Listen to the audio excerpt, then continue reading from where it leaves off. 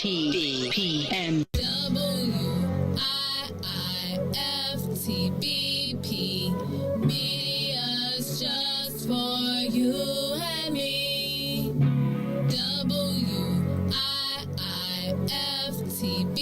WIIFTBP. Media's just for you and me.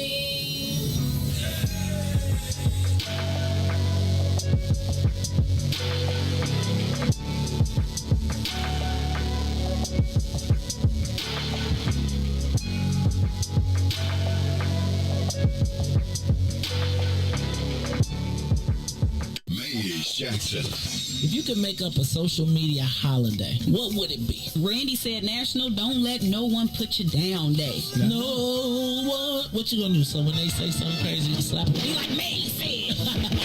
Remy said a Jukathon Day. Man, we about 60 years old. I be done had a heart You attack. gotta get your heart rate up. Okay, not that far. All right, Mario said my favorite one. My friends and I do what we call National Call Off from Work Day. As a business owner, I don't. You don't like that, yeah. I don't like that one. Because I'm the boss of this thing. We got Marcus Garvey Day from Remy too. Oh, Marcus Garvey Day. All right, what will we do on Marcus Garvey Day? Call off from work.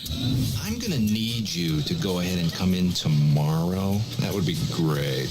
Okay? Yeah, right. Every black holiday has something to do with calling off from work. You're cool. I'm out. How about National Join a Positive Black Organization Day? Because I don't want to be recruited. I don't want to be recruited and the brothers be like, thank you. Thank you. How about National Tell White People the Truth Day? Tell them how you really feel. You can't handle the truth. Why don't we call that National Black People Get Locked Up Day? I'm going to tell them there's an African-American man threatening my life. Hello. The most dangerous show in the morning. Why money ain't free? Why can't you just give it to me? I don't want to work for nobody. I'd rather keep doing me. Why money ain't free?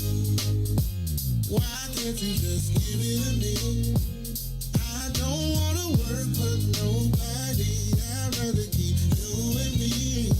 Why money ain't free? Up in the morning with the frown on my face, 'cause I know it's another day that I gotta face now.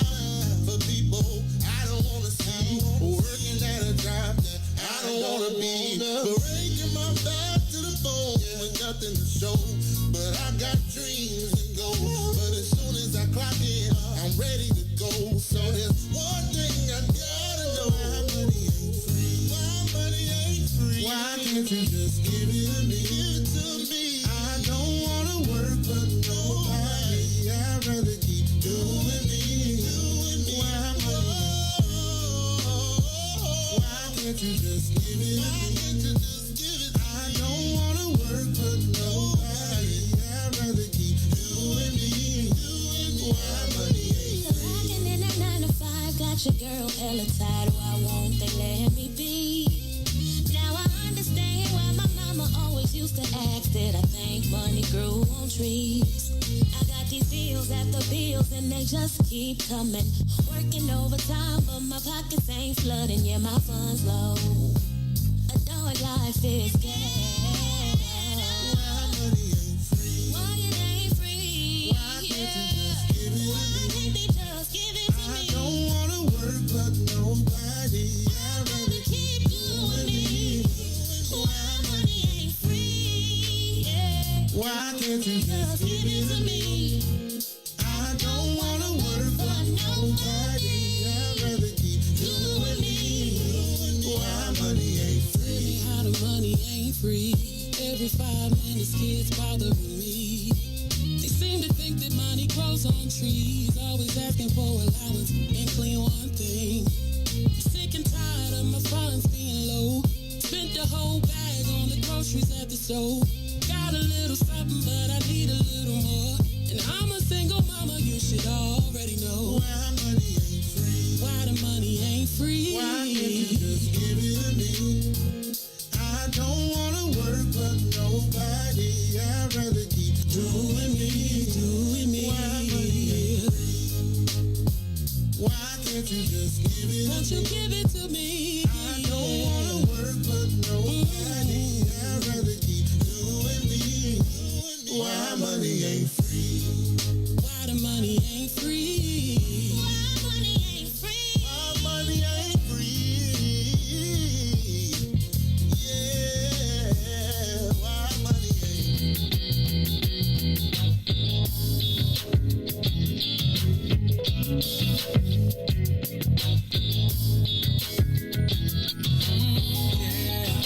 Steve Stanton. I've never been lucky at love, no never. I've never been good at holding on. A heart broken so many pieces, but I'll just keep on moving on because I'll never give up on love, no never, no never, and I'll never give up on trust, whatever come what may. All that I wanna say, that true love's gonna come my way. Alright, I'm looking for a lover for me. Could you be the one for me? Yeah, alright, just looking for forever for me. For me. See, I never ever thought that I could love again. I never ever thought that I could ever win. But don't ever give up, no, and don't ever give in. See, I pray that true love finds me in the end. I'll never give up on love, I will never. And I'll never know trust. I will never. Looking for a lover for me. See, I'm looking for a lover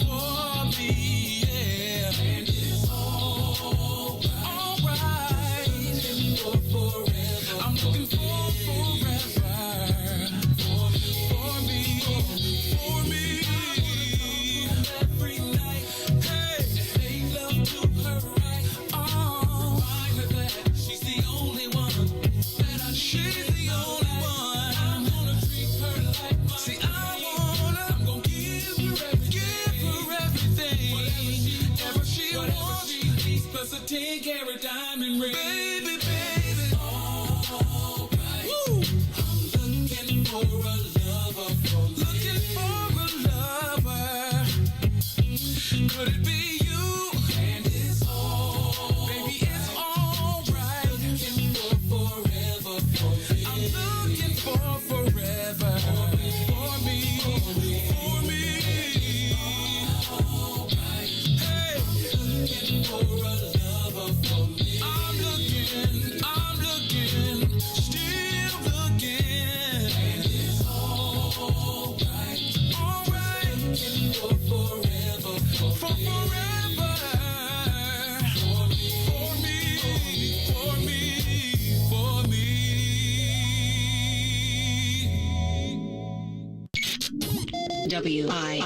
WIFTBPM. You are listening to the most dangerous show in the morning. This is What's in It for the Black People Radio.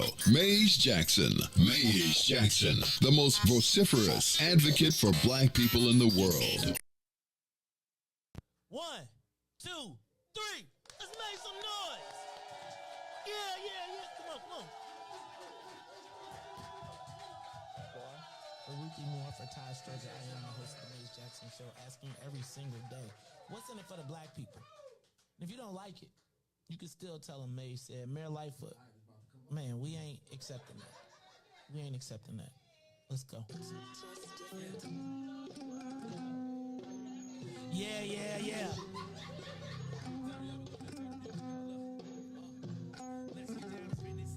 Trust the facts. Lesbian and black.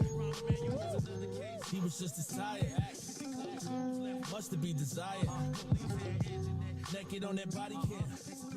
So they couldn't touch a lot of hands. Match me at 16 shots in that cover up. Both of them similar, so I went and dug it up. George Floyd killed, a lot of riots happening in the town. Southside burned and they wouldn't let the bridges down. Grandmother sick, need a prescription and plus a couple groceries. You gon' have to travel just to get it now. COVID-19 out here shutting all the business down. Not enough SBA loans to even give around. So many failed businesses that you could put them in the bow. If you don't survive the pandemic, it's gon' sit you down. Sing, dance, play ball, entertain and crack jokes. Government invested black neighborhoods with crack smoke. System that milked us so bad, we got lactose. Still trying to find out what's in it for us black folks. Sing, dance, play ball, entertain and crack jokes. Government invested black neighborhoods with crack smoke. System that milked us so bad, we got lactose. Still trying to find out what's in it for us black folks. Shout out to Willie Wilson, oh, what day you get to send it?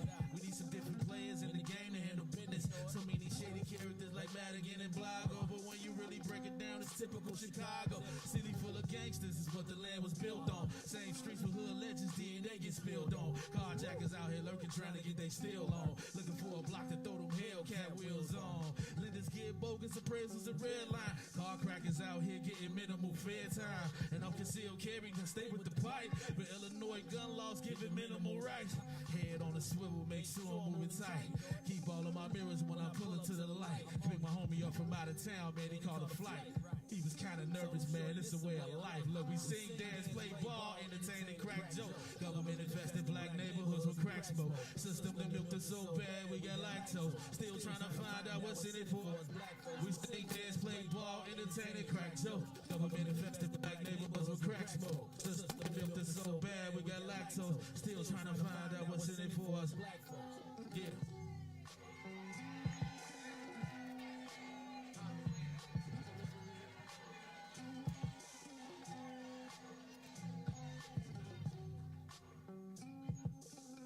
Wake up, Chicago! Wake up, world. This is the Maze Jackson Show. I'm your host, Maze Jackson. Got my man, DJ Riis the Ruler, on the day before Thanksgiving. Hey, Riis, I can't even front, man. I just love, it's like last week, I'm still on a take to the sky on a natural high. Hey, man, I'm still kind of feeling a certain kind of way about what we did last week. I told you I gave it a 6.5 with a rocket. But Riis, you know, I was thinking, I got so charged last night, I was thinking we should have had us a Christmas special. Like, ding, ding, ding, ding, ding, ding. Get the band to be like, Jingle Bell, dum, dum, dum, dum, dum, right? Everybody come out and they love, right? And then, you remember like when you used to have a Christmas play at the church, at the school, you know? Oh, yeah. Like, you know? I wasn't enough of them. I was just thinking, man, like it could be like a holiday. Because where do the kids still do that? Like, do the kids still do the Christmas play? They just play Fortnite and just make a play on the game now. Reese. Roblox. What if we did like a live, like Christmas special? Like parents had to have their kids audition, and you know, like remember then, like they play. You know, like when you did the Christmas. I did. And then we put it like we could Christmas out the studio, make it like it was like, because I just was looking at these backdrops. I was thinking about Christmas and out the studio, and making it be like look like a fireplace, chestnuts roasting on an open fire.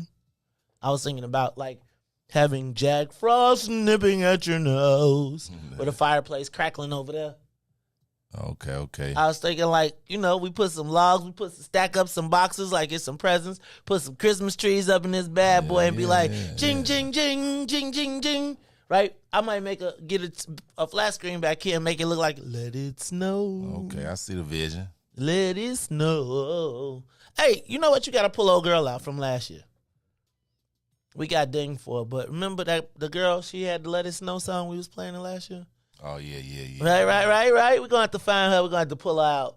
You know what I'm saying? I actually can't wait. You know what, though?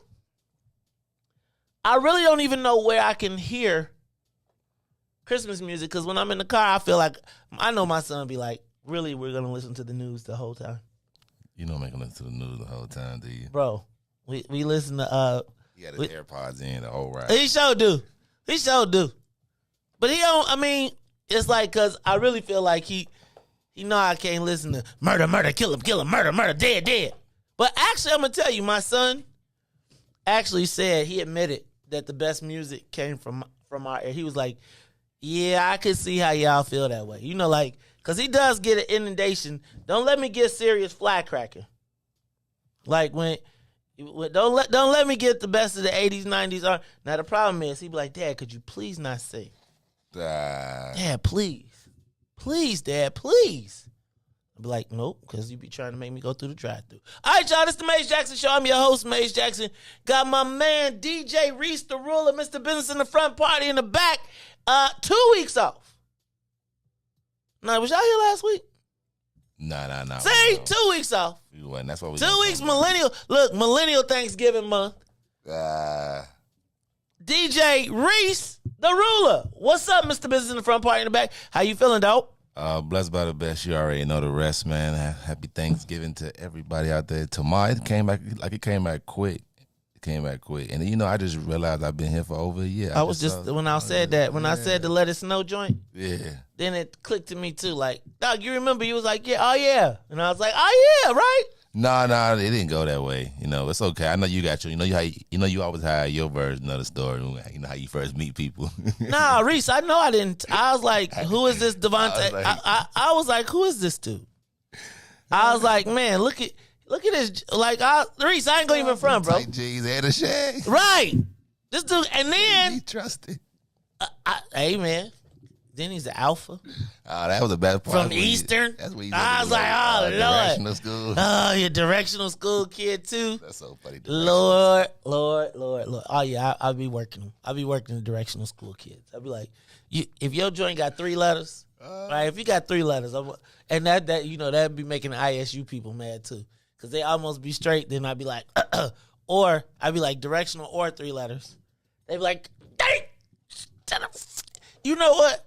And then they be mad because they do know that everybody came to U of I. Oh, like Illinois I remember, State. Huh? Illinois State, the Bone Center. Yeah, no, no. I remember the first time we pulled up on the Bone Center. We was like, wait. Everybody want to eat. I mean, want to U exactly. Of I, and I was like, Riis, that's why I stopped road tripping. I was like, so wait, y'all want me to leave the palace to go kick it with the peasants? You want me to drive to Western Illinois University? Yeah, and come kick it, man. I never forget, like, they had hyped me up on Northern. Like, they was like, man. Oh, I'm with you. Man, they hyped me up on Northern. Man, we got up there. I was like, what? Huh? Yeah, I'm with you. Like, dog, they had you thinking Northern is like everything at the park. Like, you gonna go there, you go to Northern, you ain't gonna make it. You know, I went to Northern. It was a alpha event. I'm talking about we had hundreds of bros down there, so you know you feel like it's gonna turn up parties. You know, I'm a Neo at Just Cross. I get down there. They have a union party. The union party end at 1 o'clock. And I said, all right, bros, what's next? He's like, that's it. They all It's right shut down. And they all retreat to their own little enclave. I was like, so we at the Alpha House there, right? They was like, no, we going home. Right. I was like, yeah. I went to Northern once. I was like, all right, guys. I went to Northern twice. I went home. No, I went home that night, and I got a whole hotel room. I remember when they used to call that the Bermuda Triangle. When it was Northern, what was it? Northern, Aurora, and Lewis. Yeah. Then I don't know if it stayed the triangle when Elmhurst got there. Because then Elmhurst started to pop up. Then it was like black folks discovered the suburban colleges, and the next thing you know, it was on and popping all over the suburban colleges.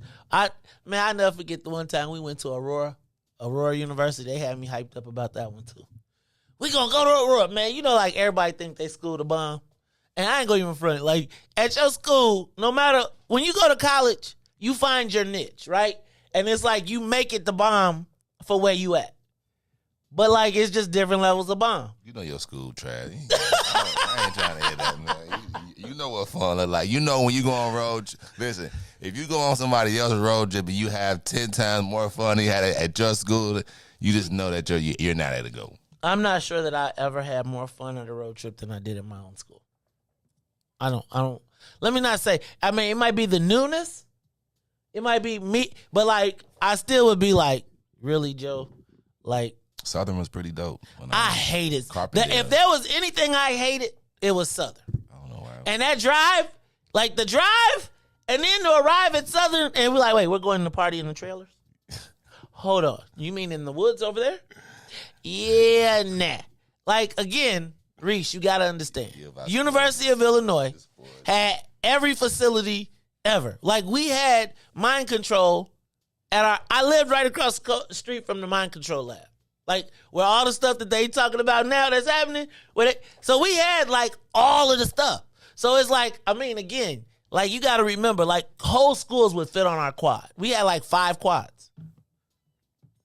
I remember, like, when we would go hang out with our cousin, we would climb on top of the, well, not me, but my cousin, he would go to Follinger Auditorium, which was like 15 stories, climb up the side ladder, and they would be looking out over the whole city, chilling.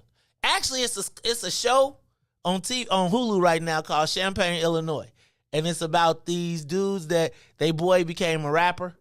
Like, they was best friends in college, and then on the last week, he was like, hey, I just signed with Lil Wayne, and I'm going on tour, and he you should check that out. You got Hulu? Of course you do. You know. If you don't got Hulu, you got to get everything. Hulu. Right. Let me get your login if Ruthie was here. Anyway, you got to check that out. All right, Riis, it's the Maze Jackson Show. I'm just letting y'all know today, I'm freestyling, I'm kicking it. It is the day before Thanksgiving. Sometimes I feel guilty saying Thanksgiving. But, hey, Riis, I don't know if you saw the news yesterday. What happened? I got a new job. I was on the news? Mm-hmm. Look at you. Mm-hmm. The day after you adopted me, I'm so proud of you, Pops, man. The day after you adopted me, look at that. Won't he do it, y'all? Won't he do it? Speaking of that, did you know they're bringing back different strokes? They doing a live. Wow. They doing a live. You know how they used to do the live versions of the shows. Kevin Hart is in it too. I hope he ain't playing Arnold. Come on, man. Right. Yeah, too tall. He too tall. He too old, man. Well, Gary Coleman, yeah, but still. He was kind of old. He just had a little person syndrome. But I don't know, man. Also, Riis, I am the new Chief Diversity Officer at Parlor Pizza. I have been negotiating with them for a while, but I don't know if you know about the Parlor Pizza Corporation. Right now, you may have seen them in the news. They've been having some challenges as related to really claims of racial discrimination, a variety of issues. But I had been in negotiations with them for a little bit and finally decided to close the deal yesterday. So, Riis, we're going to talk about some things today because, man, Hey, Joe. But just so y'all know, because people was like, not this much. I'm not pulling your tail. And I'm not going to give up all the things that I have going, but I am now taking over as the chief diversity officer there. Riis, 3 locations. You ever been to Parlor? I think I've been there once. We're going to talk about that. We're going to talk about restaurant racism in general. About the description. You know what, Riis? It was like I was thinking about our other conversations, right? About I was talking about going out to get a steak. But I want to talk about just kind of our experience when we go to the restaurants and things like that. Because, sometimes, I want to have a real conversation because I want to know. I got to talk about. But, Riis, I'm kind of excited, man. I don't really, where's the. I feel like they was like, uh-oh. I mean, you know how somebody be like, I don't think they get it, Riis. Look, yesterday I did Chicago Tonight. I did it from my home studio. Okay. It said, what's in it for the black people on the wall, right? They gonna put that ... on there, They couldn't do it. But I'm telling you, here's the thing.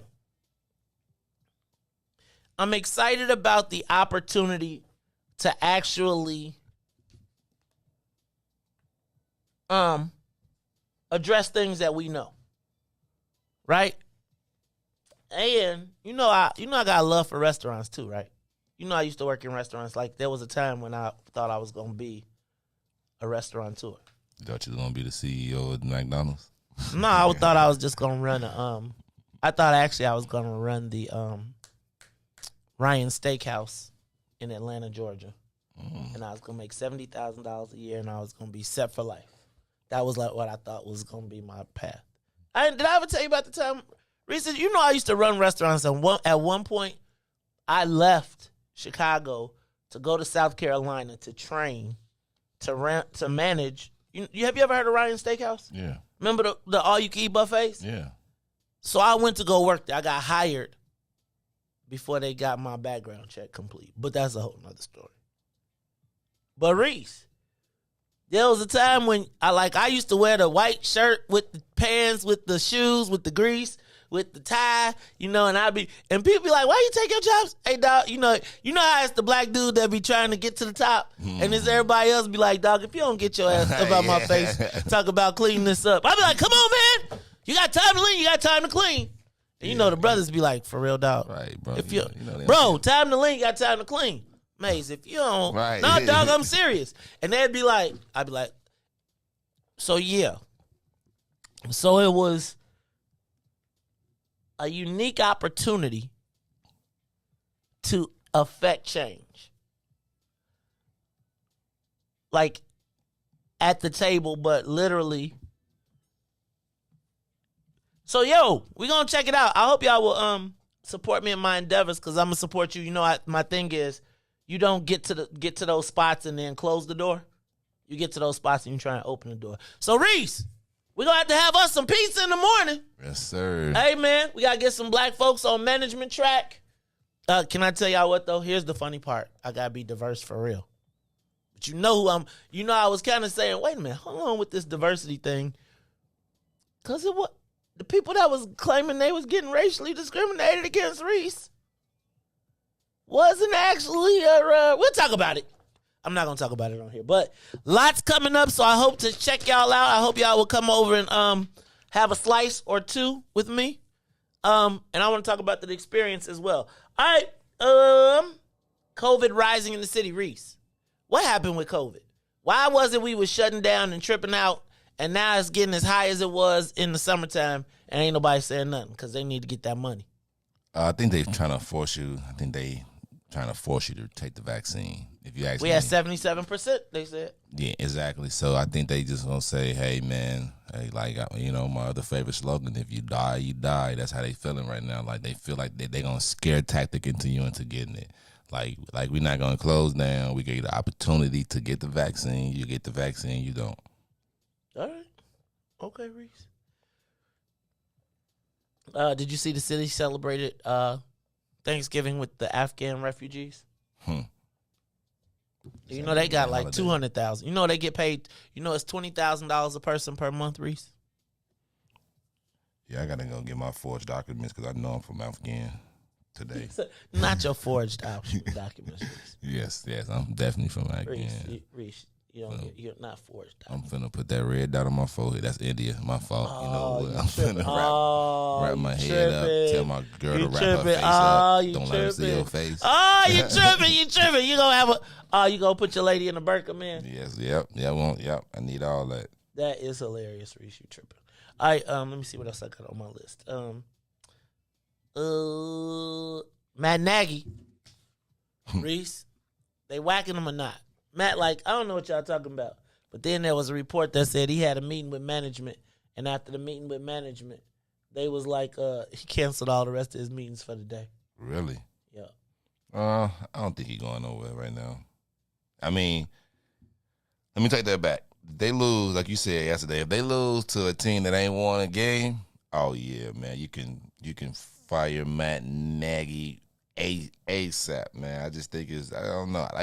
I don't know. I just feel like we really just the Bears might end up doing a Cubs, man.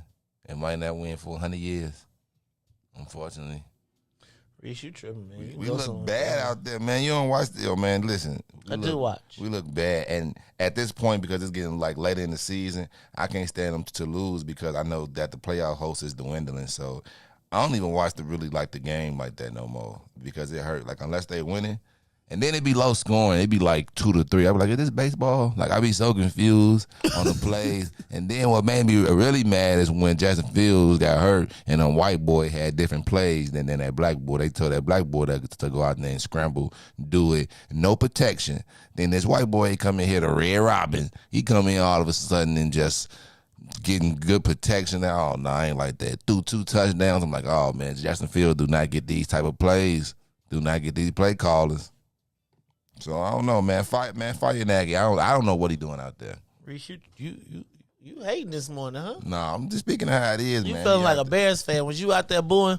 See, that's why you can. If I go, I'm definitely wearing a bag over my head. I can't be seen. He cannot be seen. Lord. Let me see what else. Michael Kelly was appointed to the D'Amico spot. I know that's not really our business, but on the Northwest side. John D'Amico stepped down as a state rep, says that he's going to be running for something soon.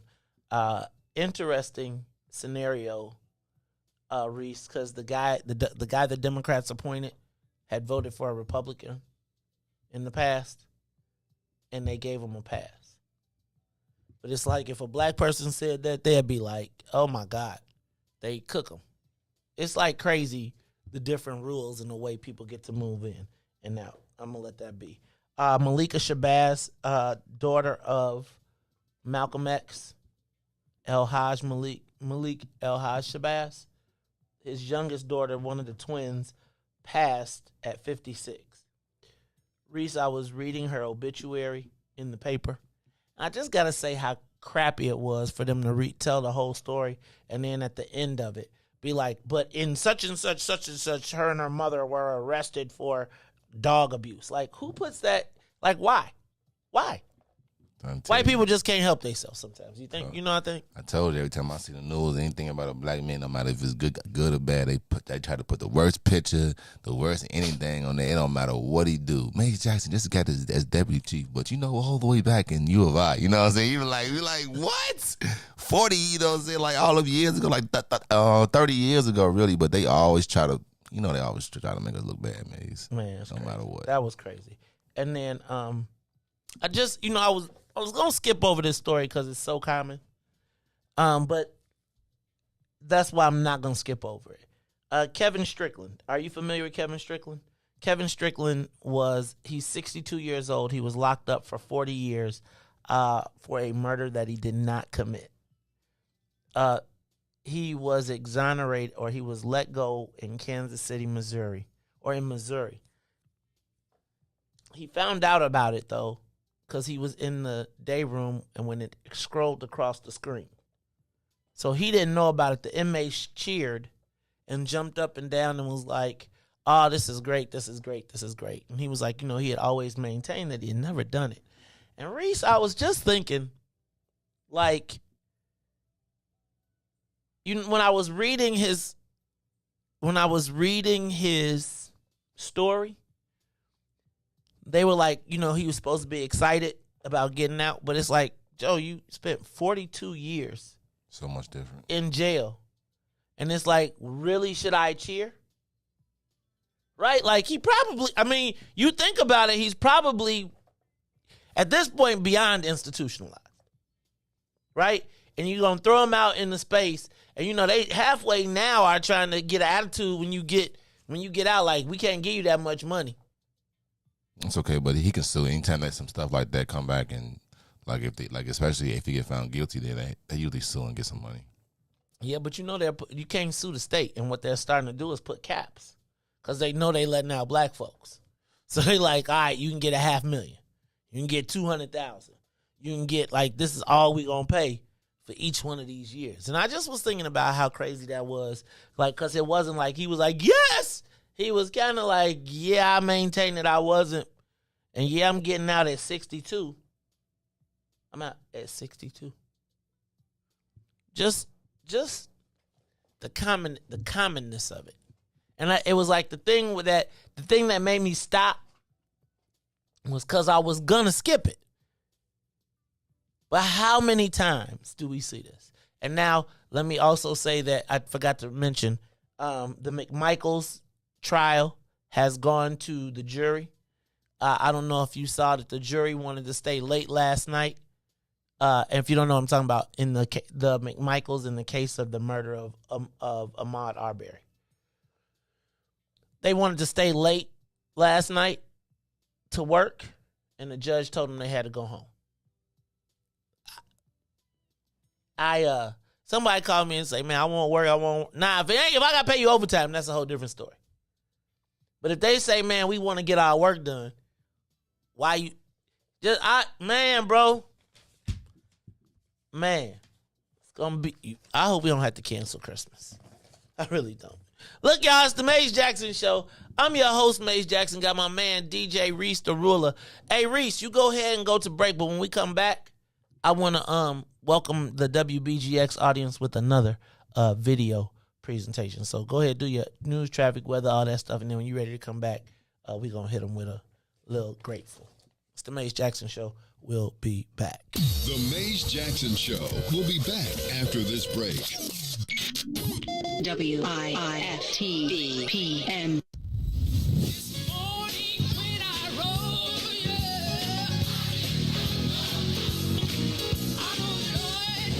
Church Chicago's Power Hour. I'm your host, Angie Mims, and Terrence Keys, TD, a.k.a. Terrence Daniels. I wish I had one witness in the house. You got one. Got a couple of them. Got two T's. Give me a testimony. Oh, Lord. He's did it before. Oh, Lord. I got one. Something better. I got 5 reasons. 5 reasons. Oh, Lord. He turned it around. Turn it around. He woke me up this morning. Oh. Don't do this. Don't do this. Go number ahead. 4. He woke me up this morning. Come on, number 3. Come.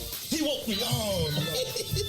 He woke you up. That thing can touch you. I'm One telling of you. them 5s will get you. What's the second one? He woke me up this morning. Yes, sir. Yes, sir. Oh my God. And the number 1 reason, Number 1. Final answer. he woke me up He this woke morning. me up this He morning. woke me up this morning. That's a testimony. That's a Turn that thing testimony.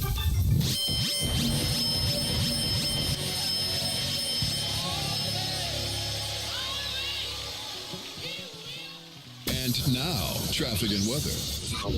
Yo, who said devotion had to be sad? Yo, check this out. The Lord is my shepherd, I want. He's making me to lie down in green pastures. He leads me beside the still waters. He restored. Good morning. What's in it for the Black People family? The time is now 6:41 a.m. and I'm Riis the ruler with your Chicagoland area traffic and weather report. And traffic on the Kennedy O'Hare to the Loop is 29 minutes. Outbound to O'Hare, just 19. On the Edens, inbound from Deerfield to Exchange, 35 minutes, 28 minutes to Exchange from Deerfield. On the Eisenhower, Thorndale to the Loop is 31 minutes. Back out to Thorndale will be 30. On the Stevenson, from I-355 to the Dan Ryan will be 36 minutes. Outbound, 33. The Bishop Ford is 20 minutes from I-80 to the Dan Ryan and 17 minutes back out to I-80.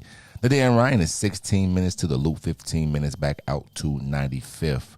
on DuSable Lakeshore Drive, the usual. From 55th to Jacksonville, Jackson 55th will be 7 minutes. From Randolph to Bryn Mawr and Bryn Mawr to Randolph on the north side will be 8 minutes. Today's weather is currently 39 and partly cloudy. Today will be a high of 52 with a low of 36. I'm Riis the Ruler, and now here's Grateful here on the Maze Jackson Show. From the grave, glory to Gethsemane, they got the to the grave, from the grave, back to glory. He's in my head. And so as we move through this broadcast, and I hear it right now, I know it's odd, and we don't really, I'm going to ask God today to bless our mission. Because to me, this is the set off of me finally walking into the space that the Lord has put there for me. It's a little weird to talk about, so I'm going to ask you, since you got it already, let me get out the way. Y'all go ahead, and then we going to talk about this dude that just came showing up. He ain't come to practice, and now he want to be here. But if we could get this Grateful for me real quick, man, we can do whatever else after that. Thank you very much, y'all. I might sound like Lou Rawls singing it, but I'm going to sing it anyway. It's early, sir. God has not promised me sunshine, that's not the way it's going to be, but a little rain mixed with God's sunshine, a little pain makes me appreciate the good times. Be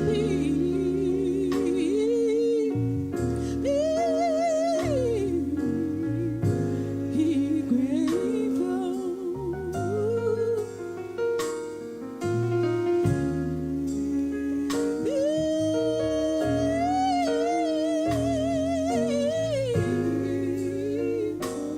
Be grateful. God desires to feel your longings, every pain that you feel. He feels them just like you, but he can't afford to let you feel only good, that you can appreciate the good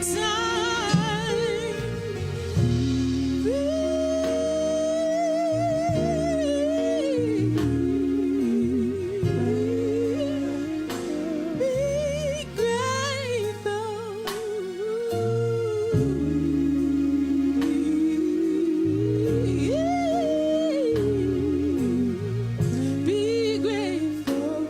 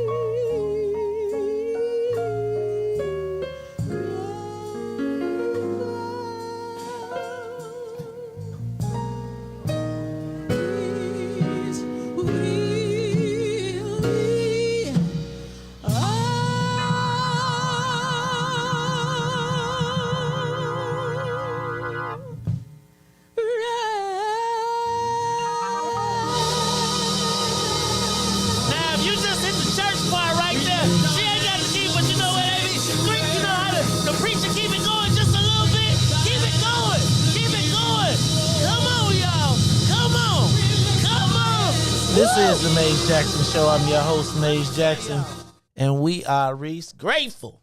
Riis, I'm still feeling out. Hey, Joe, we did that thing last week. I'm 6.5 with a rocket. 6.5 with a rocket. Shout out to the Us band. Riis, they didn't even have a name. They kind of switched it up on us, had all type of lead singers. But she rocked that. That's how it is back in the old days. See, Riis, it's nothing like live music. That just inspired me so much. We got so much coming up, dog. I'm just telling you. New venue, new joint, live studio, live. Just think about our unplugged. What our unplugged would look like. As you unplugging. Hey, y'all, it's the Maze Jackson Show. I'm your host, Maze Jackson. Got my man DJ Riis the Rule in the building. Riis, I ran through all of the headlines just so I could do this. And we played that for all of our listeners on WBGX 1570 AM. We want to tell you thank you for joining us. We hope that we uplift your spirit. We hope that you get something out of us. I know that sometimes y'all be like, that brother, I'm on the gospel station. And sometimes the Lord, I had to ask the Lord to forgive my tongue because my heart is in the right place. I just want us to be free, but sometimes I get a little bit upset. But boy, Riis,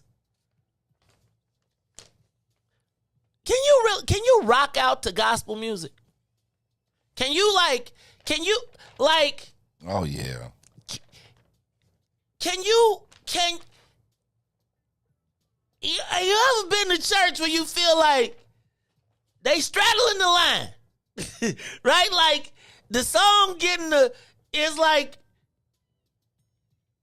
can you rock out to gospel music? I'm going to tell you, they could have took that part, when the song break down and they be, right? That when it break down, that they could play that at the club. I'm just telling you. I felt that Be Grateful is something else, bro. And she rocked it. She actually rocked. You know how sometimes people sing your song and you be like, I just rather remember it the way it was. They rocked. They rocked. Thank y'all, man. Thank you to everybody who supported us last week. And shout out to the Us band. You will be seeing them again. All right, it's the Maze Jackson Show. Riis. So I told you I became the Chief Diversity Officer at the Parlor Pizza Corporation. So Riis, that means that I got to deal with some diversity issues. And, one of the things that I think often is that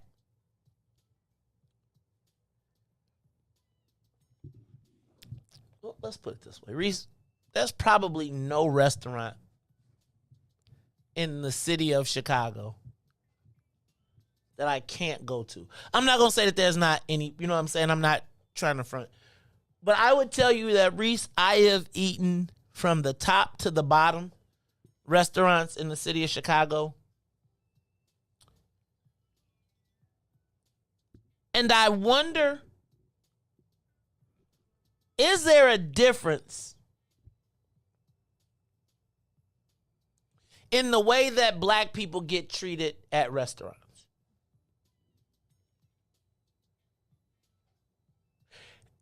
And I say that introspectively.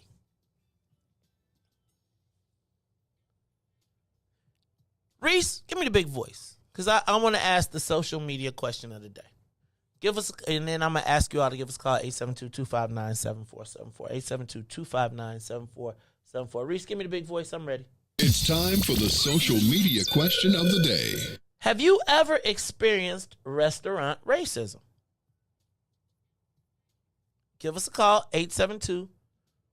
872-259-7474. Have you ever experienced restaurant racism? And what does it look like?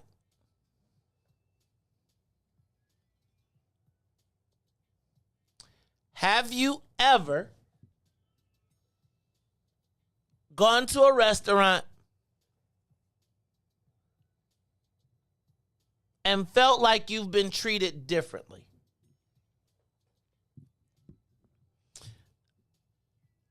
Riis, I have had the pleasure of going to some of Chicago's, let me back up, being introduced to some of Chicago's most elite restaurants. I'm talking about, you know, the type of restaurants that they review in the magazines, you know, the Michelin star rated, blah, blah, blah, blah, blah. And oftentimes I'm introduced to these restaurants with someone white. And generally when I'm with that group of someone whites, the experience is world renowned. So much so that I would want to come back, you know, like I'd be like, oh, I want to take my wife. I can't always say that the experience matches. Now, I've also been able to go to restaurants with super high-powered black people who have more power, money, and wealth than most of the white people at some of these restaurants. And so white folks give them a tremendous amount of deference. Right? But if you're not there with them, then you kind of get the who are you until they get to know you. So I want to ask the social media question today, and I want you to give me a call at 872-259-7474. Have you ever experienced restaurant racism? Then I want to conversely ask you, what restaurants do you frequent and why? What restaurants make you feel comfortable? What restaurants do you go to and recommend your friend? And then, Riis, you know what I want to know? How do you balance when you find a good spot and you want it to stay your spot and you don't want to blow it up, but you want people to know? Do you know what I'm talking about? Like when you got a spot where you like, man, price right, music right, environment right. I want to bring but I can't tell everybody. Or is that even a thing? Give us a call, 872-259-7474. What restaurants make you feel comfortable? What restaurants don't? Riis, you go out to eat a lot, I bet. I go out to eat. Riis, you see, like you know what Riis, you seem like an adventurous dude, like a dude that would try kind of anything, right? Like, yo, if y'all got axe throwing, hey, we're gonna go axe throw. Hey, y'all got top golf, hey, we're gonna go top golf, right? But I also feel like if somebody said, hey man, we going to Sushi Samba where we gonna eat naked sushi off the naked body, you'd be like, hey Joe, that sound like a Weeko episode. Excuse me, week 304 episode. Riis, when you go out to eat, do you have places that you... Well, first of all, have you ever experienced restaurant racism? Of course. I think almost 90% of people that's black or, you know, of color definitely experience some type of racial at a restaurant. You know, like you go there and maybe I'm at an upscale restaurant and I could be, you know, just like called in or something, or I could just be in the area and somebody was like, hey man, I'm at the restaurant, I forgot to like tell you, and I may come in like a jogging outfit, but you know, they'll look at you or something. I've been places to where before they, you know what I'm saying, I like, bro, I probably got your month salary in my bank account right now. You know, I can pay for anything in there. Like I hate like when I go there and they look at me like I can't afford something. Like that's just because of what I had on. Don't worry about that. But yeah, I've definitely experienced forms of racism. Give me another one, because I think dress code. So, you know, I think here's my thing. You know, we're gonna have this debate. Good. No, we're gonna have this debate on dress code at certain restaurants. Like at a white tablecloth restaurant, I just feel like you're supposed to look. Now you ain't gotta have on a suit and tie, right? But I feel like you better be fresh. Right, you better be the freshest of the fresh. If you at the white tablecloth in the t-shirt, that better be the freshest t-shirt in the history of t-shirts. But that's a whole nother story.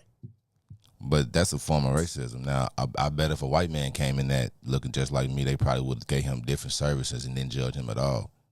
That's what I'm. That's In still some cases. racism. That's still racism. Even if it's one case, it's still a form of racism. Okay.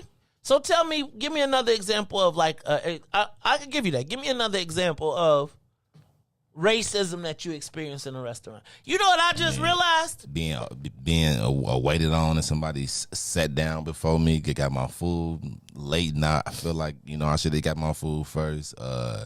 Service, bad service, like the waiter don't think you tip. Like it's. Do we not tip ever? Are there times when people don't tip? I tip every time I go there. Me too. Every time I go there. I over tip, in a matter of fact, sometimes. Every time. No, I tip based on your service. And sometimes if the service was bad on the portion where it says tip, I put find another job. That is exactly what I put on there. And then leave a tip. Find another job. This is not for you. This is not for you. I shouldn't have to wave my hand and ask you for some water or some straws. Like in the restaurant business I work in there, you're supposed to come before food every 7 minutes, afterwards 15. If I'm not seeing you, I've been to IHOP and literally sat in IHOP for 56 minutes. And then I told them, I said I didn't even want to come to the counter. I just was counting for 56 minutes. And no waiter came to me. 56 minutes. You sat somewhere for 56 minutes. 56 minutes calmly and patiently, and went right there and asked for the boss, because there was nothing that young lady at the register could do for me. Nothing. I want to let you know how I explain about your service. But the best thing is, you know what? I enjoy bad service, because then you get with it. Once I call corporate and tell them about my bad service, corporate sent me a free anything back there. Now I go there, with all smiles. I'm prepared for bad service. Like it's a Buffalo Wild Wings. Every time I go, I immediately say I do not want this certain waiter because she's a terrible waiter. Is she white? Yes. And do you think it's racial, or is it just I think it's racial, because I've watched her have other black tables, and I've like I really watch, I sit back to the wall watching. I watch people and service, because I'm real big on service. I don't care if you're a hole in the wall or a big corporation. Service to me, I would drive beyond places just to get to your restaurant if the service is good. But no, it's just it's just crazy. I've been somewhere and they really didn't think we can afford they was like, are you guys sure you know where you guys are? Okay. That's I want to talk about this. Give me a call, 872-259-7474. Have you ever experienced restaurant racism? You know what I just realized?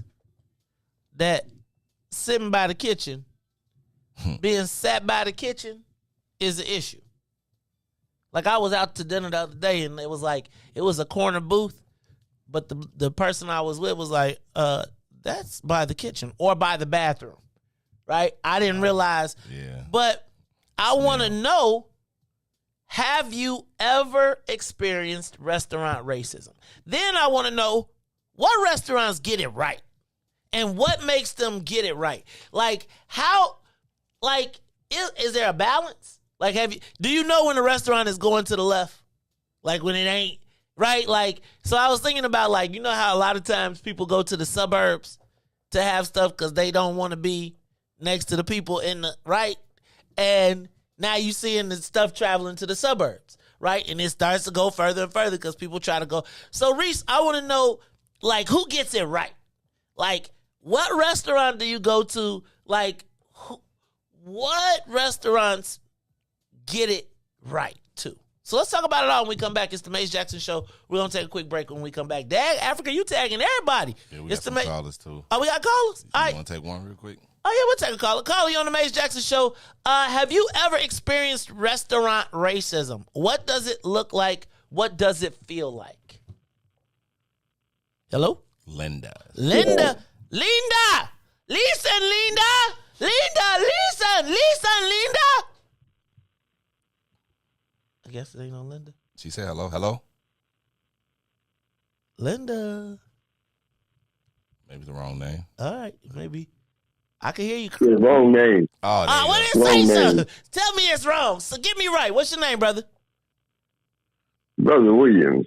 Hey. Brother Williams. Hey, Brother Williams. How you doing today? Have you ever experienced restaurant racism? Unfortunately, I have, and being a senior, it really irked me and made me feel, like I wasn't important after spending hundreds of dollars in the casino. So wait, tell me about it. Tell me what it was like. What happened? Well, for one thing, I couldn't get eye-to-eye contact. And I was standing there, for over 20 minutes, standing there, waiting to be accepted, for order. And I just felt bad because this was in my hometown, Gary, Indiana. Mm. And, being raised there, I never really had a problem with, service. And this particular time, an Asian person should never, deny a black person service because we were here first and we should get served first. But unfortunately, we still have racism in different, categories. Okay. Thank you for calling. But, this happened. I appreciate it. No, this happened to you at the casino. I'm sorry. Talk to me. Where did you hear me? I'm sorry. Go ahead. I want to let you finish, sir.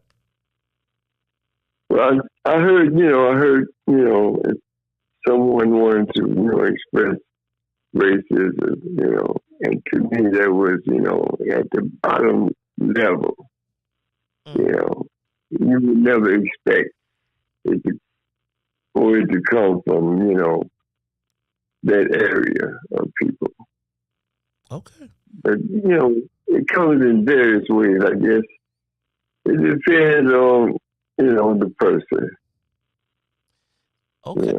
I'm going to tell you. Okay, so thank you for your call. It really bothers me. It really does bother me. Particularly for our seniors when they experience it because they went through the black only, white only. And I wonder, are there unwritten rules or unwritten laws that we need to be looking at or addressing? And then I have a question of Riis. Is there a balance?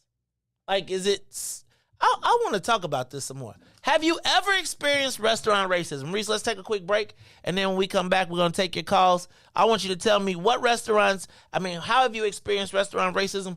And what restaurants make you feel comfortable? Like, where do you like to go? Right? I feel like sometimes we go to the hole in the walls because at least they going to treat you right. Right? So you be like, I could afford everything, but because I do sometimes. And Riis, I'm going to tell you, I ain't going to lie. There are times when I feel judged at a restaurant. And I be like, I know I could buy you. And you, and you, and you. But then there are the restaurants that get it, right? That be like, man, like there are restaurants where I can walk in, I won't say I would walk, but in a sweatsuit. And they get that because you're at this restaurant, you're that guy. And it's like that point where they be like, hey, Joe, no matter what dude come in with, you better let him sit down, right? Because probably the people that's meeting with him probably have suits on to meet him. It's the Maze Jackson Show. We'll talk about it more when we come back. The Maze Jackson Show will be back after this break. WIIFTBPM. Broken screen? Crash system? Are you in need of spyware or virus removal from your computer? Well, contact RPC Computer Repair in South Shore and let us help you with all your computer repair services and print needs. Need office or print production services, copies, scans, fax, or even notary service? Then stop by and support RPC Computer Repair and Print Shop located 1741 East 71st Street in the 71st Street corridor, newly revitalized South Shore areas, and let RPC be your one-stop shop, where we believe RPC is your PC. RPC Computer Repair is also a UPS access point where you can drop off and pick up your important packages. So let RPC be of service to you. Call RPC Computer Monday through Saturday, 8 a.m. through 6 p.m. at 773-966-4457. That's 773-966-4457. Visit RPC at rpccomputeringinc.com for more information. And now, traffic and weather. Good morning. What's in it for the Black People Media? The time is now 7:09 a.m. I'm Riis the Ruler with your Chicagoland area traffic and weather report. And traffic on the Kennedy O'Hare to the Loop is 30 minutes. Outbound to O'Hare is 21. On the Edens, Deerfield to Exchange is 38, 29 minutes from Exchange to Deerfield. On the Eisenhower, Thorndale to the Loop, we added 32 minutes. Back out to Thorndale's in half an hour. On the Stevenson from I-355 to the Dan Ryan will be 39 minutes. 37 minutes outbound to I-355. On the Bishop Ford from I-80 to the Dan Ryan will be 20 minutes. 25 minutes back out to I-80. On the Dan Ryan on the Dan Ryan is 16 minutes to the Loop, 15 minutes back out to 95th. On DuSable Lakeshore Drive South, 55th to Jacksonville to Jackson back out to 55th will be still 7 minutes. 8 minutes north, Randolph to Bryn Mawr, and Bryn Mawr back to Randolph. Today's weather, it is currently 39 degrees. It's currently 39 degrees. Today will be a high of 52 with a low of 36. I'm Riis the Ruler. Here's Interstellar here on the Maze Jackson Show.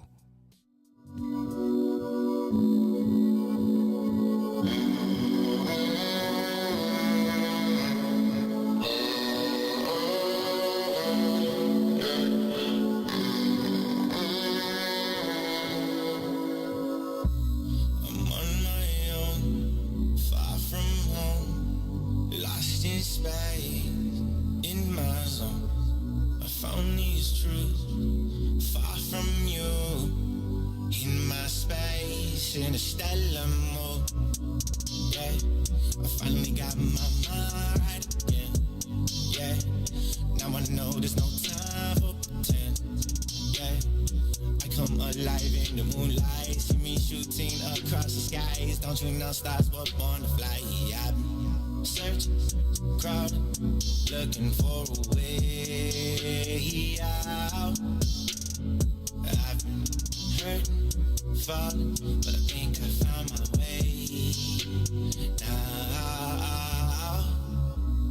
I'm on my own, far from home, lost in space, in my zone. I found these truths, far from you, in my space, in a stellar mode. Yeah, I finally got my mind right again. Did it all in spite of the hate. Every time they said that I can't. Nebula, they run through my veins. Every molecule in the strands. Senses feeling some kind of strange. Damn, I think my name's Spider-Man. Jump out the window and swing for the dreams that just might be. Never gonna let go.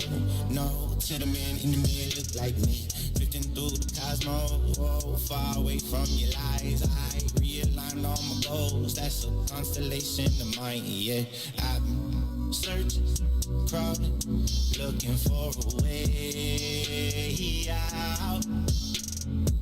I've been hurting, falling, but I think I found my way now.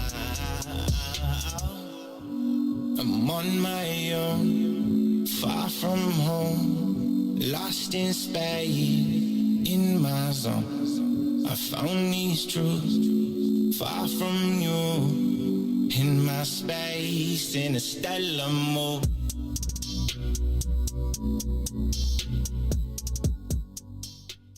Back to the Maze Jackson Show. You are listening to the most dangerous show in the morning. This is What's in It for the Black People Radio. Maze Jackson. Maze Jackson, the most vociferous advocate for black people in the world.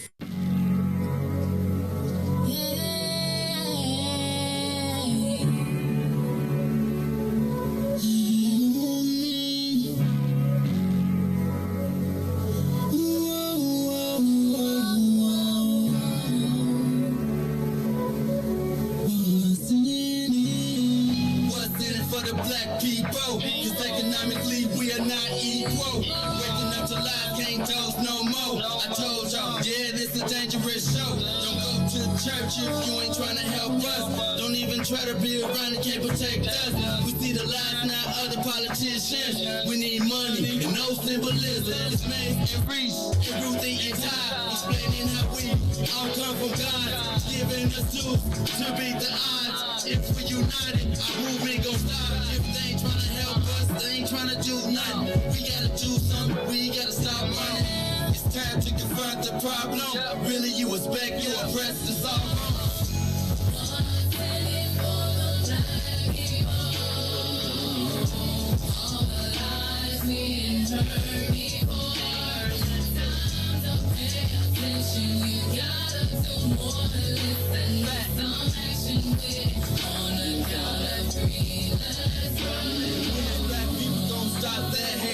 Look in the mirror, realize you great. Yeah, we always argue with our brothers, but ain't nobody gonna take our place. Just stay in tune and stay on top about who forwards, about who not. Just green light all the black economy, then watch all the shooting gon' stop. To my black people in power, just remember we put you in power. If you really wanna save all the black princesses, be Mario and not Bowser. They gave us a hard job. We gon' make it if we do it together. Divided we fall, we gotta evolve. With confidence, you are ready before you started. With no confidence in the people, we always gon' be defeated.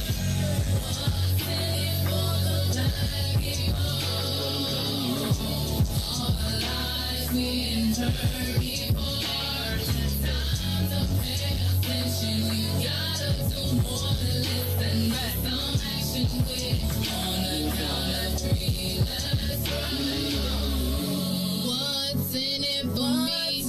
What's in it for you? Who's telling the lies? Who's telling the truth? Black people realize the sun shines for you. So stop the divide. See what melanin do. What's in it for the black people? All the lies we heard before. You gotta do more than listen. Let's action with on a count of three. Let's run. We're black people. I love being black. We can grow. I love being black. Wake up, Chicago! My bad. Wake up, Chicago. Wake up, world. This is the Maze Jackson Show. I'm your host, Maze Jackson, with my smooth grooves voice. Hey, y'all. That's right. I see you. It's the smooth grooves voice. Late at night, early in the morning. I always wanted to do one of those. You want to lean over, tap on the shoulder. Say, baby, are you ready? Man, it's too early. Stop. Boy, stop playing. Tap on the shoulder, baby. Are you ready? What are you talking about? The Maze Jackson Show. You got to tune in. Maze is coming. No, I'm just playing. I'm just playing. Y'all like I got my smooth grooves. Late night. Riis. It's after dark. And I want to have the smooth grooves show. Riis, you should do like we should get Chicago. Like, if we could get, like, all slow jams for Chicago and do, like, a 1 hour slow jam show, but, like, get, like, so say, like, you get Maurice, and then we do, like, you play videos and then we have one live performance. Right? I'm just, you don't want, Riis, you ain't ready. But you can't, but the whole thing about it is that it's the platform, like Facebook, like, I don't want to put on a good show. Like, everybody have to watch it live because sometimes it'll ban us for the people can come in and sing their own song and then they're still ding you. So we gonna have to figure out our platform, but we gonna have to do that, bro. But now I always wanted to do like a late night. You know how many R&B, because I'm an R&B at heart, so you know how many R&B. You an R&B artist, you said? At heart. Like oh, me too. I said if I could be Jay-Z or Prince, I'm Prince all day. You know, I just prefer like R&B. So you know, like I can't tell you who my favorite R&B singer is, because then I get judged. Oh Lord, you know it's kills. and on that note, I mean, I think he was a lot of people's favorites. Did you see Kenya Moore said she had an R. Kelly experience? He told her she flew into town because she was trying to get a singing career, and they put her in a room, and while they said, get naked. She said she had a decision to make. So she got naked. And then she said, this is what you came here for. You got to do what you got to do. And then she said she only left after she heard a girl getting beat in the next room. I was just like, oh, Pied Piper. It's Mace Jackson Show. That's why I stopped. I don't read pop culture because it's too much. It'd be too much. Like, and that's 90s R&B. What you talking about? hey, I don't even want to talk about it. It's the Mace Jackson Show. Let's go back to restaurant racism. Have you ever experienced restaurant racism?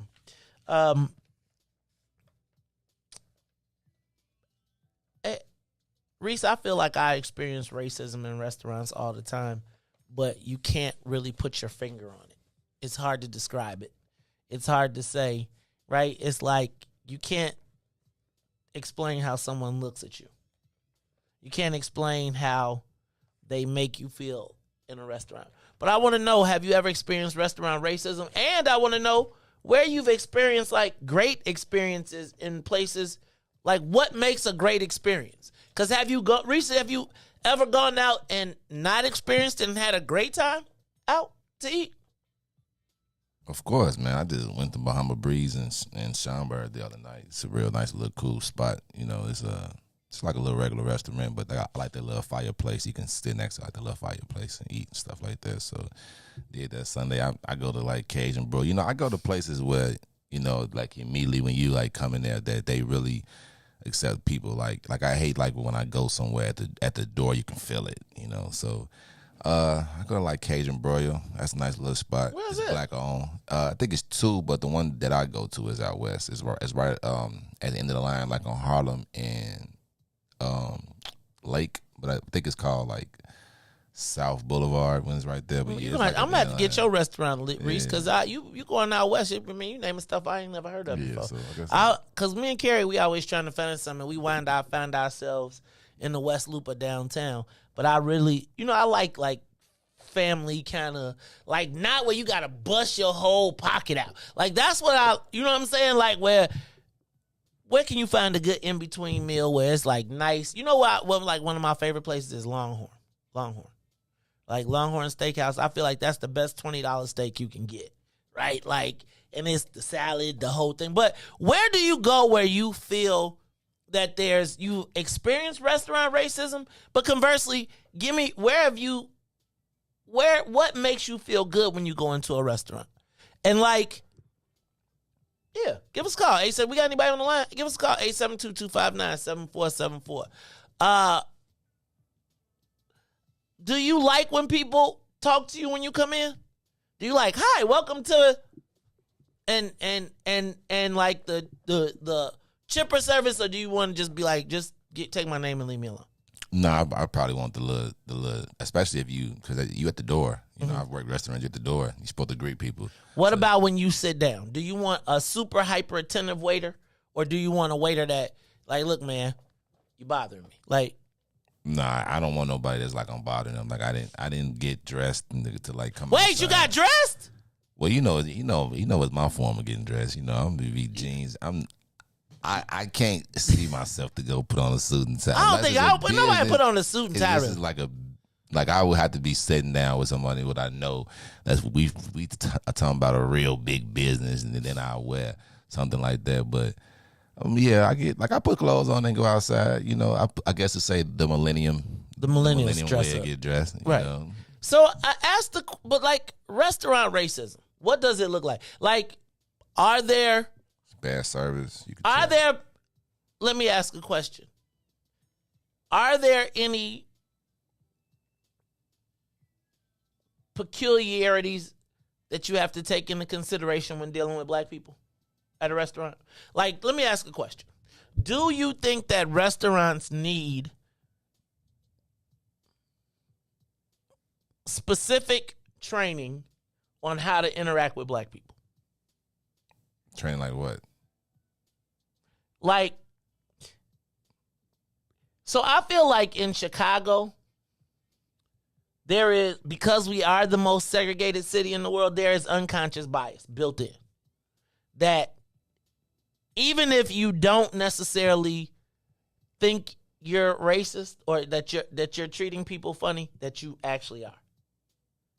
Do you think that you have to be like if you see a chain, do you have a reaction? Now, let me ask a question. How do you respond to sagging at a restaurant? Right? Like, if somebody come in, recent, I'm talking about first of all, I got to ask a question. Do these people buy their pants 6 inches too short? I don't know. Because I can't do it. Okay, so who at the restaurant, as you walk by the aisle, table level, how do you address that? Do you address it? Do you mind your own business at the restaurant? Do I like? No, not you. Does the restaurant? Do you want the restaurant to be like, hold on, cuz you gotta pull your pants up? Depending on what restaurant it is. Okay, what restaurant? So is that a form of racism? Do you think? No, I don't think it's a form of racism, but you probably will only expect a black person to say it. I don't think that's a form of racism. I just think that's just how it is. But no, I think you should. If you got an establishment and it's true, you got your. I'm never an advocate to, showing your drawers. I don't care if they got SpongeBob on them, Batman. I did not. I know you bought your drawers and they look all nice. This is like guys buying pretty underwear and they want to show you their underwear. I do not understand that. And my biggest pet peeve is when I see somebody sagging and they have a belt on. It's like, why even have the belt on? Like, I'm so confused. But man, I don't know. I don't think it's racism. Like, you in a place of, like business. I can see you coming in wearing what you want to wear. But to be sagging, especially, it could be kids that, something like that. Ain't nobody want to see your butt. Can a restaurant, can you address that without it being racial? Unfortunately, probably only if they black. That's it.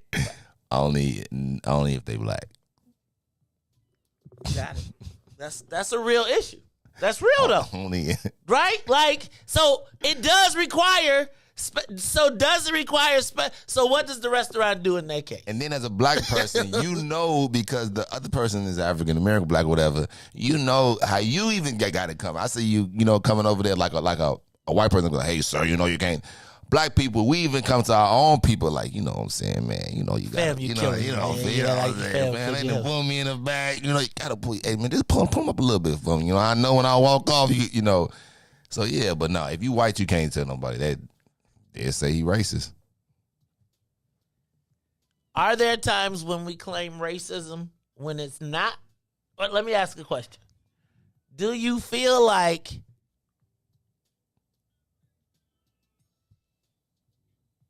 so Riis, you got any spots that's like your spot, like that you don't tell everybody, but it's your spot? Like, every time you go there, it's gonna be a bomb experience, but you don't want to tell everybody. Of course, I think we all do. Really? Yeah, it's certain people. It's certain people. Like when I go out with a group of people, I know I got some people. So the very first thing is I walk outside. It's a funny thing, but I say, all right, everybody, we going outside to have a good time. Don't be black. You know what I'm saying? Like don't be. Now, what does that mean though? That's a little joke. Like I got it, but what does it mean in practical? They expect us. You know what I'm saying? They expect a certain energy, a certain vibe, a certain reaction out of us. Don't give it to them, man. Even though we may experience some racism or something like that, they want us to elevate. You know what I'm saying? And now they can, put us out now. We didn't elevate the situation. Sometimes you just cool it, talk to them, and then, even if you can't get in, man, forget that spot. There's a lot of other spots. So don't overreact. Don't go crazy. Don't be black. Don't be loud. You know what I'm saying? Like we at a restaurant. Everybody in the restaurant don't need to hear your conversation, like yelling. So it's kind of like we outside, y'all, and we grown. Come on, y'all. So let me ask, though. So what happens when nobody has the pregame conversation?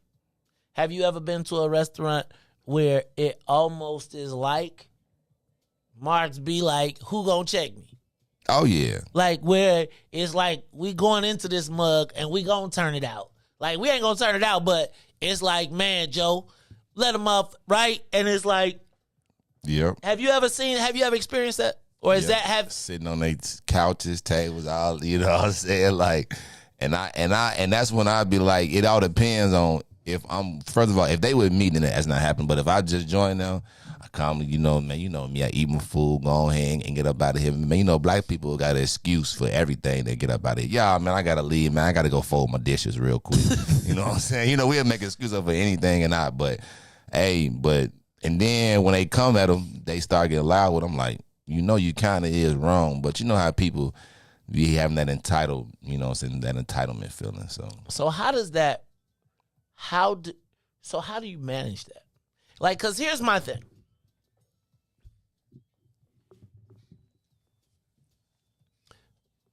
I have been known to be with my bros at a restaurant and they have to come and tell us to be cool. Right? Like, y'all, like, sometimes you just get loud. Like, and not like belligerent loud. It's just like y'all having a damn good time drinking, etc. How do you manage that without it being racist or being perceived as racist? Well, if you got a good head on your shoulder, then you know if y'all just having a good time. Come on. We know when we being ratchet and when we just having a good time. But what if we're determined to be ratchet? Like, do you think there are people that ever go with the intent of being like, who gonna say something to me? Yeah, I've told you, of course. How do you manage that without being racist? Does it require a black person, and will they trip on the black person, or the black person got to learn how to? But does that put an additional level of pressure on the black person in the job because you call me and say, wait, I gotta go talk to him? Yeah, it's just like if a Mexican person coming in and they speak Spanish, you're gonna send that Hispanic, person to go talk to them because they can relate. You know what I'm saying? So I don't think that we should first escalate it as racism. It's kind of it, but it kind of isn't. Like, all right, man, you can go, because we also have had, like you said, training. I guess you said we through life we train on how to speak to black people. You know what I'm saying? So it's like, well, let me ask you a question. Could a white? Because I've seen plenty crazy white folks go nuts. Can a black person go check the white folks? Yes. And be like, cool out, y'all a little too. Because the black person going to the white folks is going to go over with some authority. Like, hey, Joe, y'all need to calm y'all ass down. Because if the black folks get sent over there, they going over with the, hey, y'all, because they already know what would have happened if it was them. Right? You're right. Right? And no, I tell him right now. right. Excuse me, Dan. Yes, Dan. Dan, can I speak to you over here, please? Calm it down, please. I used to play something. So, look, I just was curious if there was racism in restaurants. And I really want to know, like, who gets it right? Like, what restaurant gets it right? And look, y'all, you know that crisis creates opportunity. And I want to say that we have an opportunity to get it right. So I'm going to ask you all to team up with me to get it right. Use the inbox. Use my page. Very soon I'll be inviting quite a few of you on down. But, hey, I ain't going to be quiet. I ain't going to be quiet. And what's the first black pizza we gonna have? What's the black people pizza? We gonna get us a black people pizza too. I don't know. I'm just cheese and sausage type of guy, man. That's it. No pepperoni, Riis? I'm a pepperoni. I do that too, but I still need pepperoni pieces. It's all right. It's probably like my third, like sausage. Then like, oh, you could do just straight cheese and sausage. Cheese and sausage, and then I could do it. And then I like the sausage and pepperoni. Do you remember the pizzas from grammar school? The square, the rectangle. Yeah, right. Right. Remember that was like a big, like when you got that for lunch, you was like, we having pizza. Does anybody remember taco pizzas when they was like the hexagon? I mean, when they used to do Lunchable pizzas and all that. Lunchable pizza. I don't know what that is. It was like Lunchables, but you can make your pizza. Oh, that's funny. Yeah, it's terrible. Shaw's gets it right. I think Joe's gets it right. the cut gets it right. But yeah, I'd be curious to know who you think gets it right. Right? And what experiences have you had? Greasy, I owe you a call, bro. Man, it's been crazy the last 2 days. I owe you a call. But look, y'all, it's a lot going on in the world. We're gonna take a moment, and Home Run In does get it right too. Home Run In gets it right. Cause I know the bros, we done sang the whole frat hymn in the whole restaurant. They was like, matter of fact, this is usually our night. I wonder how we getting together. So last year COVID stopped us, but this is usually when my Sigma brothers get together from my undergraduate chapter, and we have our annual reunion. So I might be out and about tonight. Look, y'all, it's the Mace Jackson Show. We'll be back. Riis, I think we are. You want to do Dante now, or you want to do him at 8 o'clock? We do them at 8. Okay, we'll do Dante at 8. So we're going to be back after news, traffic, and the weather. It's the Mace Jackson Show. The Mace Jackson Show will be back after this break. WIIFTVPM. What's up, everybody? It's the green side of things. This your man Sadiq. And Cassiopeia. And we need you to like, comment, and share. We need you to do it right now and join us at our new day and time, Wednesdays from 1 to 3 p.m. on What's in It for the Black People Media. If you're a business professional, have you ever wanted to multitask on your way to an important meeting instead of navigating through traffic? Fellowship Fleet Limousine and Bus Company is your solution for chauffeured ground transportation. Our company provides sedans, SUVs, stretch limousines, vans, and buses for corporate travel, airport transfers, and group shuttles. If you're a corporate travel manager, individual business professional, event or meeting planner, relax. Let us take the wheel. Visit fellowshipfleet.com to book right now. And now, traffic and weather. Good morning. What's in it for the Black People Media family? The time is now 7:36 a.m. and I reached the ruler with the traffic and weather report on the Kennedy. Overhead to the Loop is down to 27 minutes. Outbound to O'Hare 21 on the Edens. Inbound from Deerfield to Exchange 37 minutes. Exchange to Deerfield will be 29. Eisenhower Thorndale to the Loop is 32 minutes. Back out to Thorndale just 30. On the Stevenson, it's 32 minutes from I-355 to the Dan Ryan. Outbound will be 34. The Bishop Ford is 17 minutes in both directions. That's from I-80 to the Dan Ryan. It's back to I-80. The Dan Ryan is 20 minutes to the Loop, 16 minutes back out to 95th. On DuSable Lakeshore Drive, everything is 8 minutes. That's 55th to Jackson, as well as Jackson back out to 55th, and Randolph to Bryn Mawr, and Bryn Mawr back to Randolph. Today's weather, it is currently 43 and partly cloudy. Today will be a high of 52 with a low of 36. I'm Riis the Ruler, and here is your Thanksgiving menu.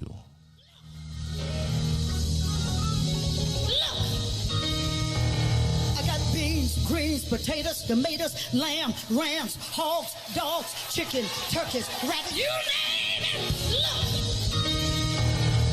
Beans, greens, potatoes, tomatoes, lamb, rams, hogs, dogs, beans, greens, potatoes, tomatoes, chicken, turkeys, rabbits. Beans, greens, potatoes, tomatoes, lamb, rams, hogs, dogs, beans, greens, potatoes, tomatoes, chicken, turkeys, beans, greens, potatoes, tomatoes, lamb, rams, hogs, dogs, beans, greens, potatoes, tomatoes, chicken, turkeys, rabbits. Beans, greens, potatoes, tomatoes, beans, greens, potatoes, tomatoes, beans, greens, beans, greens, beans, greens, potatoes, tomatoes, chicken, turkeys, beans, greens, potatoes, tomatoes, chicken, turkeys. You name it, you name it, you name it, you name it.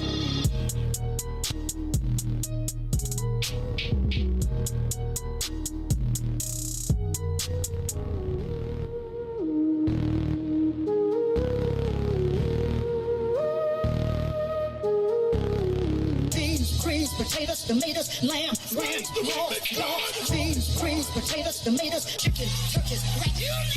Beans, greens, potatoes, tomatoes, lamb, ram, raw, dog, beans, greens, potatoes, tomatoes, chicken, turkeys, beans, greens, potatoes, tomatoes, lamb, ram, raw, dog, beans, greens, potatoes, tomatoes, chicken, turkeys, beans, greens, potatoes, tomatoes, beans, greens, potatoes, tomatoes, beans, greens, beans, greens, beans, greens, potatoes, tomatoes, chicken, turkeys, beans, greens, potatoes, tomatoes, chicken, turkeys.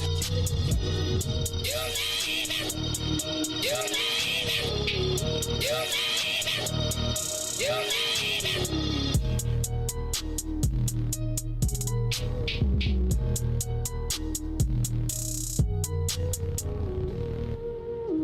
You are listening to the Maze Jackson Show.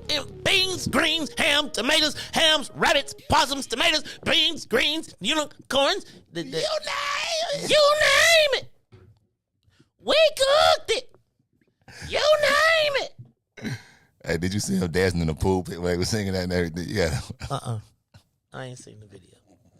I only know the Shirley Caesar version. Thank you very much. That is. That's her singing, though. I know. I know the original. Right, I know the original gospel version. Y'all done turned the lady into a joke. One of the gospel queens of the world. You name it. Beans, greens, beans, tomatoes, ham, beans, greens, tomatoes. She did it to us. Hey man, y'all see this is the problem.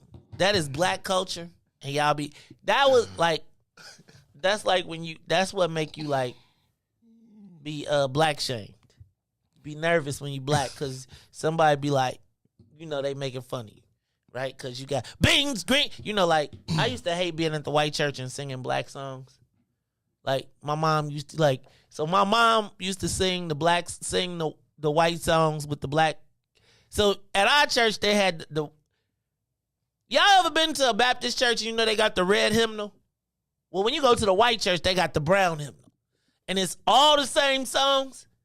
But some kind of way, the music is different, right? Like if you ever heard, like Amazing Grace, the white way, Amazing Grace, and you hear Amazing Grace, amazing, it be, it's different, Reese. Oh, I know. And so, my mom used to sing like soulful gospel in front of the white people who had the brown hymnals. So my mom would walk up to the we'll be at the Church of the Nazarene, and she'll have two hymnals. She'll hand one to the organist, right? And she'll go up to the thing, and the white organist will be looking like, wait a minute. This ain't Victory in Jesus the way we play it. It'd be, because the white people be da da da da da da, and the black people be like da da da da da da da da da da da. Oh, victory in Jesus, right? The white people version be, oh, victory in Jesus, my Savior. Man, you sing it with black people, it'd be a hand clap, it'd be the dance, an instrumental, they go. It'd be a solo, down. Let the drummer get some, he get his. I told you I always wanted to say that. First time I ever went to a white church, did they pick you up on the bus, or did you go with your, like the white church used to come to the neighborhood on the bus and be like, all the black people would put in Bolingbrook, all the black people would put their kids outside, and the church bus would come and pick them up and take them to some church far away. With a white driver? Is the driver white too? Yep. Mm-hmm. There's no black kid in Chicago would have got nothing. He wasn't coming to pick us up on the block, okay? Because when we returned, Lil Ray Ray was actually driving the bus. And so, I ain't going to even front, man. It was like the white people was like, they thought going to the neighborhood was being missionaries for real. Like they was going to get the savages and round them up. But okay, Reese, go ahead. What was you saying? Tell us. About what? Oh, I don't know. I was with my cousin last night anyway. So, hey, Reese, my cousin, check this out. My cousin was talking to this dude, Big Swill, this cannabis consultant. Reese, have you ever seen these pre-rolls that they got that's dipped in Keith? No, I've actually my cousin actually got the real thing, so. What you mean? The Moon Rock.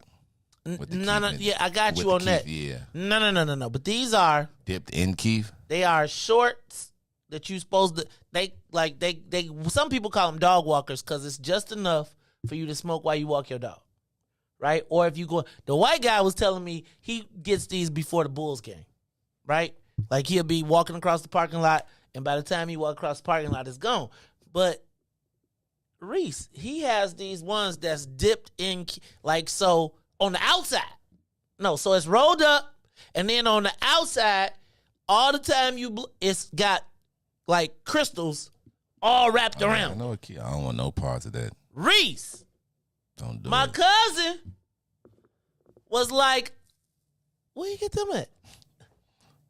Riis, my cousin was like, hey, put that down. Thanksgiving meal gonna taste a little bit better. Speaking of Thanksgiving, now that cannabis is legal, do the cousins got to dip out? Right, that's all. Can you just come in there? Like, because the funniest thing be at the Thanksgiving meals when the cousins all look, the cousins, you might not have seen your cousin for like the whole year, but they be like at the same, right? And then, and you look at them, they look at you.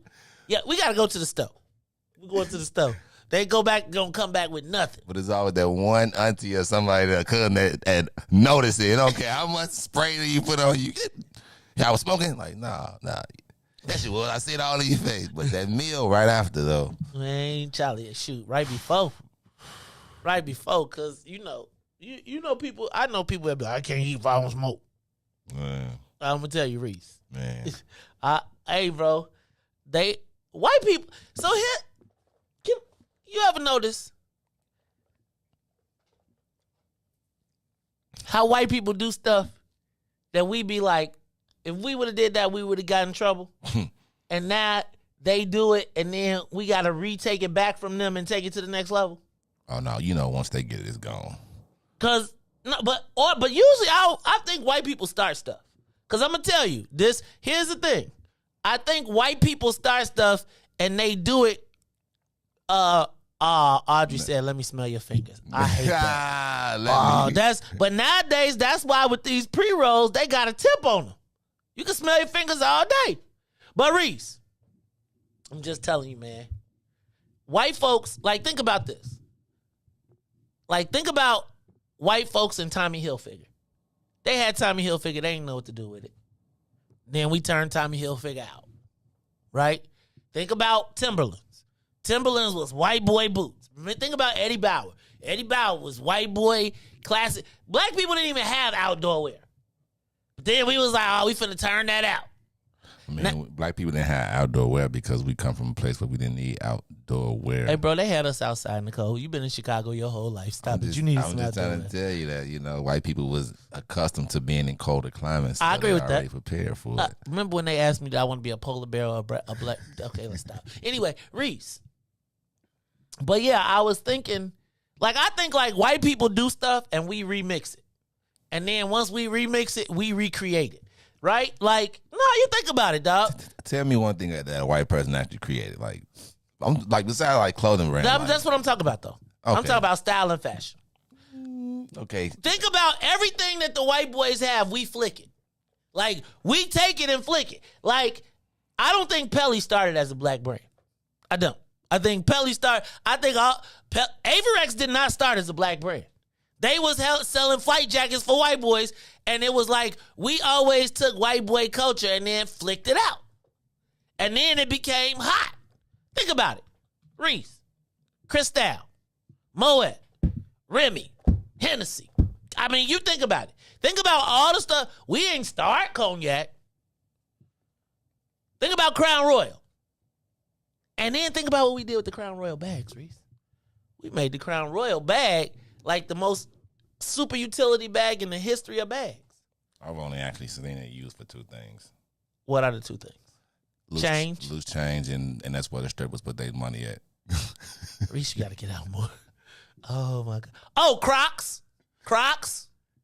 Man, y'all tripping on these Crocs. Even though I did see somebody had some blinged out Crocs that was I think I saw Monica Long. Had some blinged out Crocs. Crocs. Riis, I'm telling you, we take white people stuff. Stan Smith was a white dude. We took Stan Smith Adidas. Think about Converse. We done took gym shoes and turned them into. Think about Nike. The only reason why I really can't say like clothes because we never really these clothes is out. Like we really never really had the opportunity. Like I think back in the day, if it was a black only brand, then like black people, especially like in the 50s, 60s, like we would support that only brand. So because we hear it and this is what we got. Like now, that's why you see people like I think black people buy stuff like Yeezus and stuff like you know what I'm saying, stuff like that. Or we stop buying. Is it which one of them? I think it's ain't Tommy Hilfiger the one that said that he don't buy make clothes for black people? Is that him? They all say that now. You know, and so like that's the reason why I don't. You know, I mean, Tommy Hilfiger lost his swag, but we made Tommy Hilfiger. Correct. Right, like Grand Poobah actually made Tommy Hilfiger to me, right? Because that's when they switched from Polo. Tommy Hilfiger was like not the opposite, but an alternative to Polo. Riis, yeah, man, I'm gonna tell you, dog. I feel like there was a time when we had all the black clothes. And the greatest time in the history of black people in recent history was during the 90s hip hop. Because you think about the Source magazine. Think about all of those clothing ads. First of all, can I tell y'all, did y'all know that Aniche is not Aniche? Do you remember Aniche? But I think you're saying it wrong. Aniche? Is that what it is? That's what you saying. Let me tell you, it's wrong though. You know what it is? It's NYC. We've been saying it wrong all these years.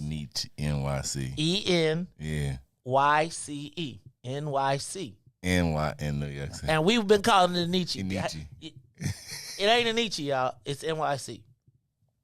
Y'all ain't know that, did y'all? Think about that. So y'all remember Escobar? Remember when Nas had his own clothes? Everybody woo wear. Like during that time, then we had Cross Colors, Carl Kanai. Fubu, Sean John. Sean John. We support it. And then guess what? We sold it. And we don't wear no more. That's why we don't wear Fubu. And that's probably why we ain't got no Sean John stuff no more. And we probably don't, I remember when Jay-Z had this. But when black people, you know what I'm saying, make stuff, I believe that we definitely start to like appreciate our own. Like, I know for sure, like I would buy something a black person made over like a white person. I see you got a What's in it for the Black People hoodie on, so I rock with you. Pay for. You ain't even ask for it for free, huh? Pay for. That's right. Appreciate that, Riis. Hey, man. Okay. So then that's what I need y'all to do on Black Friday. I need y'all to celebrate. Oh, and don't forget we got our concealed carry class. Benetton. United Colors of Benetton. What was the best black brand ever?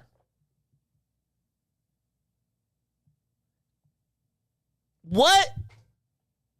Like, was there anything black you had to have? I feel like Carl Kanai might have been the best. Like, do you remember when Carl Kanai, so first I used to love the Kanai, but do you remember when he came out with that Carl Kanai sweatshirt with the gold square on it? And it was metal, and it sat right here, and it was like, man, Carl Kanai was a bad man. Who had the best? Then remember everybody. Riis, did you know that's why I bought a clothing store? Because during the late 90s and early 2000s, it was like I had a urban marketing company. I had a clothing store, and then we had people on tour trying to be Carl Kanai. Carl Kanai might have been who you got best? Who is best black designer of all time? Best black. Darion and Apple Bottom. Did you see that? Anybody see that meme about what was the kitty cat? What was the one? Baby Fat, because it was Fat Farm. It come from Fat Farm. It come from Russell Simmons, and then his wife made her own Baby Fat. Remember Baby? So somebody yesterday had a meme that said they had a Baby Fat coat and said this was the coat of the girls that were pregnant in high school. Oh man, they so funny. But so now you put that memory in my head, that little big puffy coat in their stomach. Oh, you so wrong.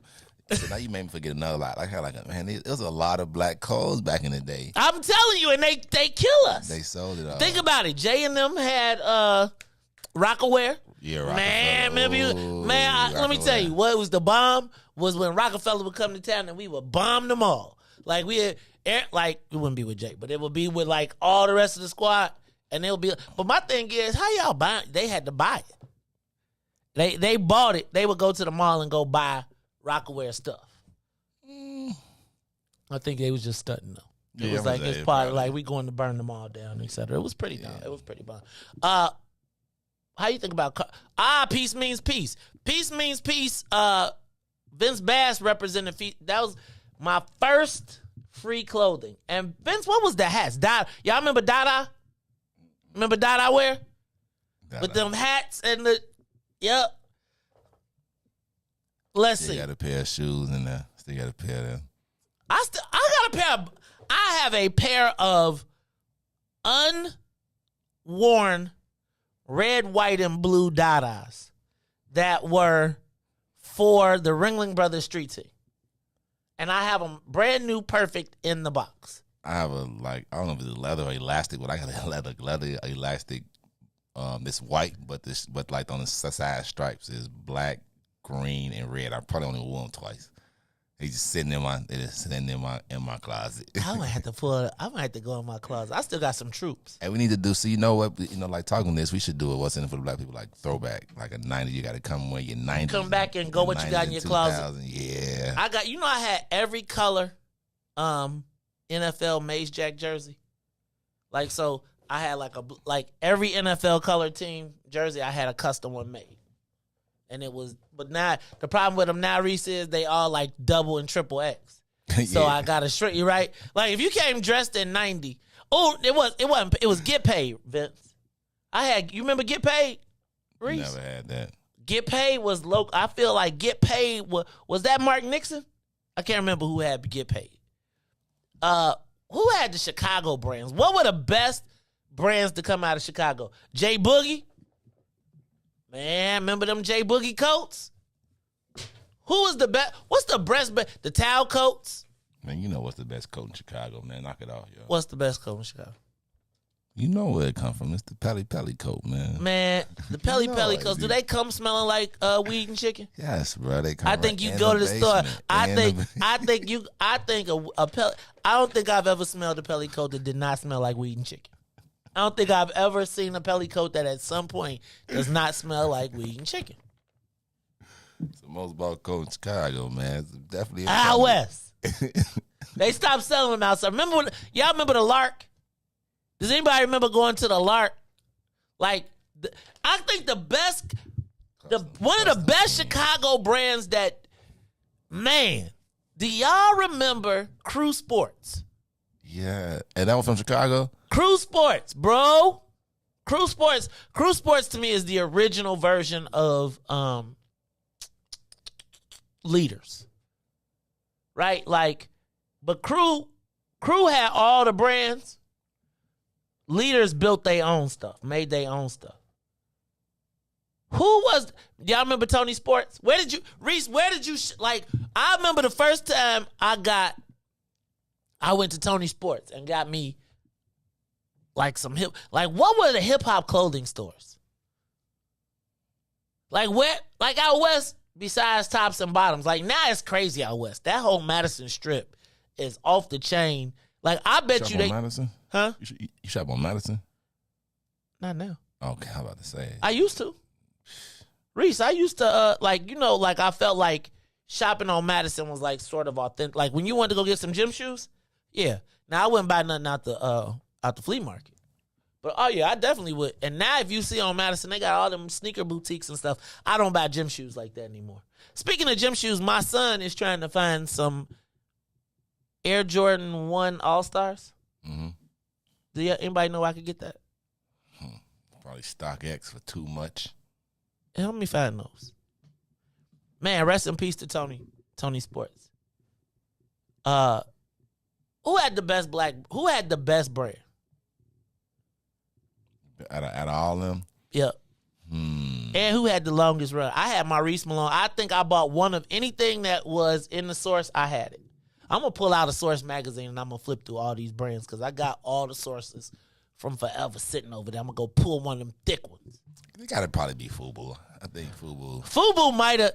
And FUBU's still out. Yeah, they trying to make a comeback. They trying to make a comeback. Are they trying to make a comeback in regular store, like a hood comeback, Or because see, I feel like FUBU and them said, "Hey Joe, we moving from being a black brand to being at Kmart's or to being at all of these discount places across the country." Like I feel like we lose our brands when they have the opportunity to cash out. Like Sean John was the bomb until you could buy it at Burlington's and everything. Right. Then you lose it. I don't understand that. It's like, it's the same brand. It just now got, because exclusivity. Riis, like remember when Kanye was like, "Man, you spent $300. What's the, you know what I'm saying?" Right, you want that's a bit like, you ain't up on this. Exactly. That's the point, though. Like black folks still want to be like, you ain't up on this. There's a Barbara Bates. I had a Barbara Bates coat. I got a Barbara Bates coat that my cousin from 10 years ago that I gave to my cousin. We went to the family reunion I gave it to him 8 years ago. We went to the family reunion. Riis, he had that coat on. Still look good too? Yeah, for back then. But when you in Ohio, you be like, I'm fresh. I got this from my cousin in the city. You don't know about this? This is a Barbara Bates. Who's the best Chicago designer? Who had the best Chicago run ever? I'm going to tell you, though. I'm going to tell you, there's nothing better than the 80s and 90s. The 90s and the early 2000s. That, to me, was the peak of black creativity, economics. I feel like, I'm going to tell you, I know that this sounds crazy, but I feel like when Master P, when Puffy, when Cash Money was all getting them $100 million deals, and they were saying white boys, and the white boys flipped the game because them dudes had literally remember, they had it vertically. They had clothing, music, they had the distribution, everything, and they busted it all up. They was like, oh, we can't let this music be more important. That's when they took the money out of the music and put it into the equipment, right? That's when you saw the iPod. So now that artist that sold an album for $8.99, you could buy your favorite song. You had to buy the whole album to get the song you wanted for $10. George's was $20. Right? Then all of a sudden you could buy your favorite song for 99 cents, but you had to buy this $500 iPod. We'll give you the music. And then the artist lost, and that power that they had shrunk because the power was no longer in the distribution of the music. The power was in this piece of equipment. It's the Maze Jackson Show. Look, Riis, do traffic and weather. I'm going to run to the bathroom, and then we're going to give him an extended version of Don Tizzle, What About My Love? So after I come back, you're going to have to make the switch, and then we're going to do our thing. It's the Maze Jackson Show. We'll be back after these messages. The Maze Jackson Show. We'll be back after this break. WIFTDPM. Broken screen? Crash system? Are you in need of spyware or virus removal from your computer? Well, contact RPC Computer Repair in South Shore and let us help you with all your computer repair services and print needs. Need office or print production services, copies, scans, fax, or even notary service? Then stop by and support RPC Computer Repair and Print Shop located 1741 East 71st Street in the 71st Street corridor, newly revitalized South Shore areas, and let RPC be your one-stop shop, where we believe RPC is your PC. RPC Computer Repair is also a UPS access point where you can drop off and pick up your important packages. So let RPC be of service to you. Call RPC Computer Monday through Saturday, 8 a.m. through 6 p.m. at 773-966-4457. That's 773-966-4457. Visit RPC at rpccomputeringinc.com for more information. If you're a business professional, have you ever wanted to multitask on your way to an important meeting instead of navigating through traffic? Fellowship Fleet Limousine and Bus Company is your solution for chauffeured ground transportation. Our company provides sedans, SUVs, stretch limousines, vans, and buses for corporate travel, airport transfers, and group shuttles. If you're a corporate travel manager, individual business professional, event, or meeting planner, relax. Let us take the wheel. Visit fellowshipfleet.com to book right now. And now, traffic and weather. Good morning. What's in it for the Black People Media? The time is now 8:03 a.m. I'm Riis the Ruler, and this is your traffic and weather report on the Kennedy. Overhead to the Loop is still 27 minutes outbound. To here at 19 on the Edens Deerfield to exchange will be 37 minutes. Exchange back out to Deerfield will be 29. Eisenhower, Thorndale to the Loop, as well as back out to Thorndale, is locked in at 31.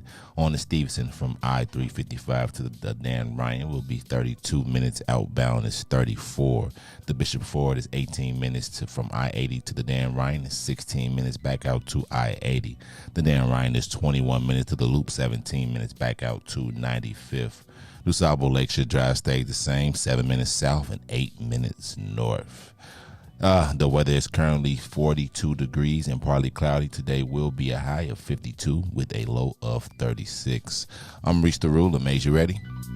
And here's Dante with What About My Love live on the Maze Jackson Show.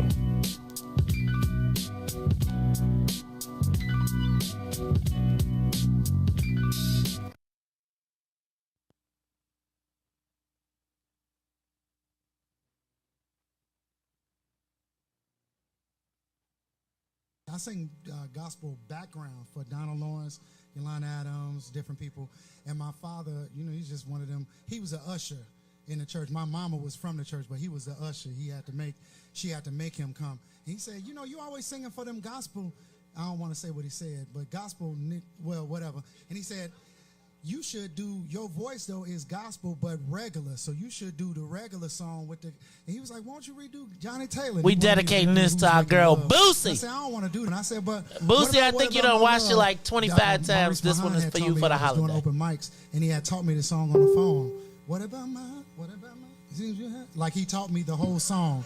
So give it up one more time for Maurice Mahan, because he didn't have to do that about 15 years ago. And then I recorded it, did a video for it, first round Grammy nominated. It's so crazy. It's so crazy. And now y'all are here. The band is here. If y'all ready, I'm ready.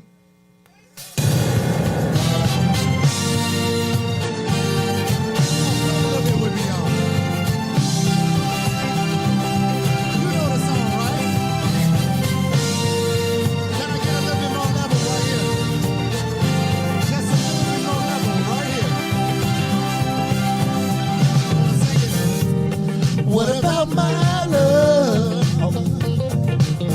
It seems you have forgotten love. I do believe that since something went wrong somewhere. Oh, put your hands together. What about my feelings? Do they mean anything at all?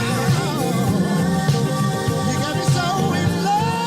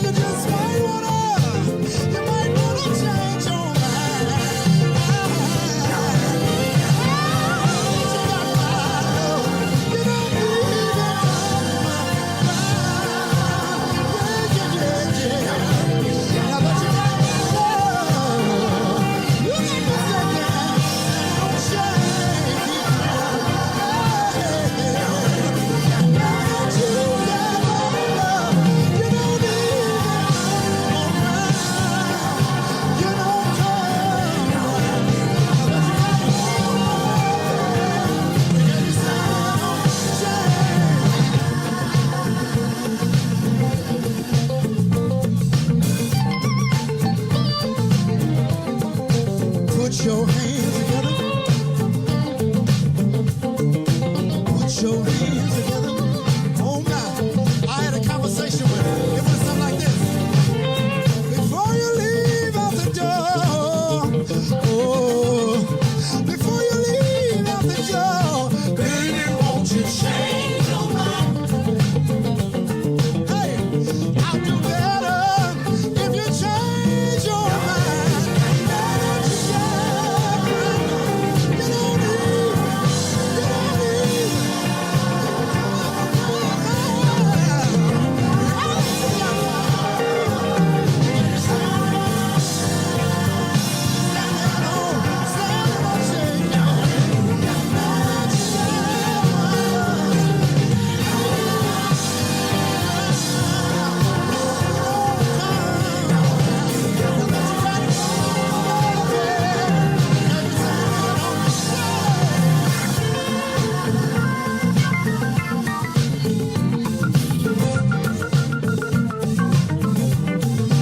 Put your hands together. Put your hands together.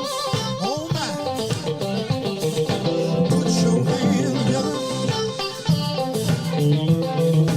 Put your hands together. Oh my. I had a conversation. It was something like this. Before you leave out the door, oh, before you leave out the door, baby, won't you change your mind? Baby, won't you change your mind? Hey, baby, won't you change your mind? And look, I was praying to God. I said, Lord, have mercy. Ooh, 'cause I need you. Yes, sir. And you need me. I know it can be happy. Baby, won't you change your mind? Come on, y'all. I'll do better if you change your mind. You got my love. You don't need it. You don't need it. Come around. Ain't you got my love? You can be standing on.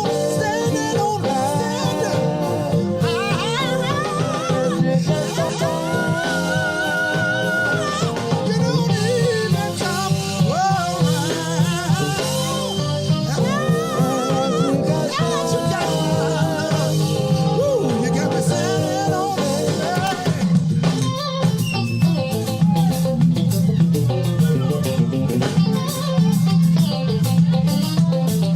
Baby, won't you change your mind? Baby, won't you change your mind? Hey, break it down, y'all. Wait a minute. Wait a minute. Wait a minute. Wait a minute. Wait a minute. Wait a minute. Wait a minute. Okay, so look, y'all know the record, right?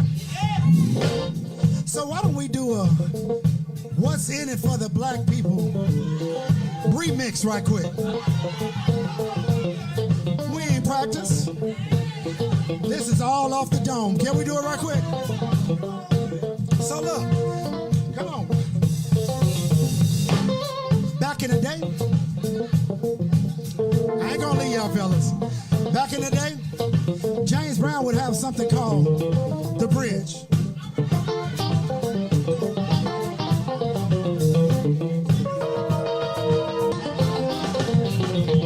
Now y'all know the song don't have a bridge, right? This song ain't got no bridge, right? But what if we did it for the black people and made a bridge right now? But look, I want you to know, it's a democracy. So I'm gonna ask you something, and then if you want to do it, can I take it to the bridge? Yes, you can. Can I take it to the bridge? Yes, you can. Can I take it to the bridge? Yes, you can. Can I take it to the bridge? Can I take it to the bridge? Yes, you can. Can I take it to the bridge? Yes, you can. Can I take it to the bridge?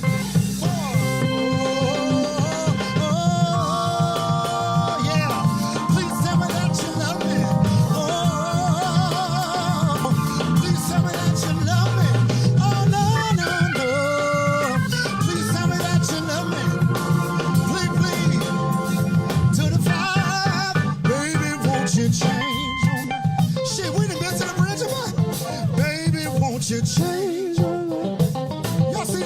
we just said, baby, won't you change your mind? Hey, baby, won't you change? One more time to the bridge. Oh, please tell me that you love me. Oh, please tell me that you love me.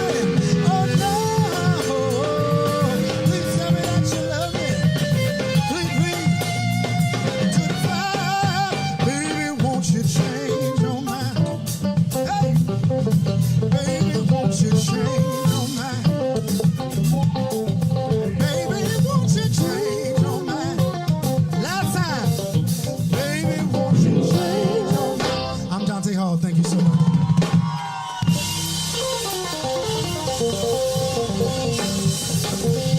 Tell me that you love me. Please, to the fire, baby, won't you change your mind? Hey, baby, won't you change your mind? Baby, won't you change your mind? Last time, baby, won't you change your mind? I'm Dante Hall. Thank you so much. You are listening to the Maze Jackson Show. I'm your host, Maze Jackson. That was the What's in It for the Black People remix of Baby, Won't You Change Your Mind.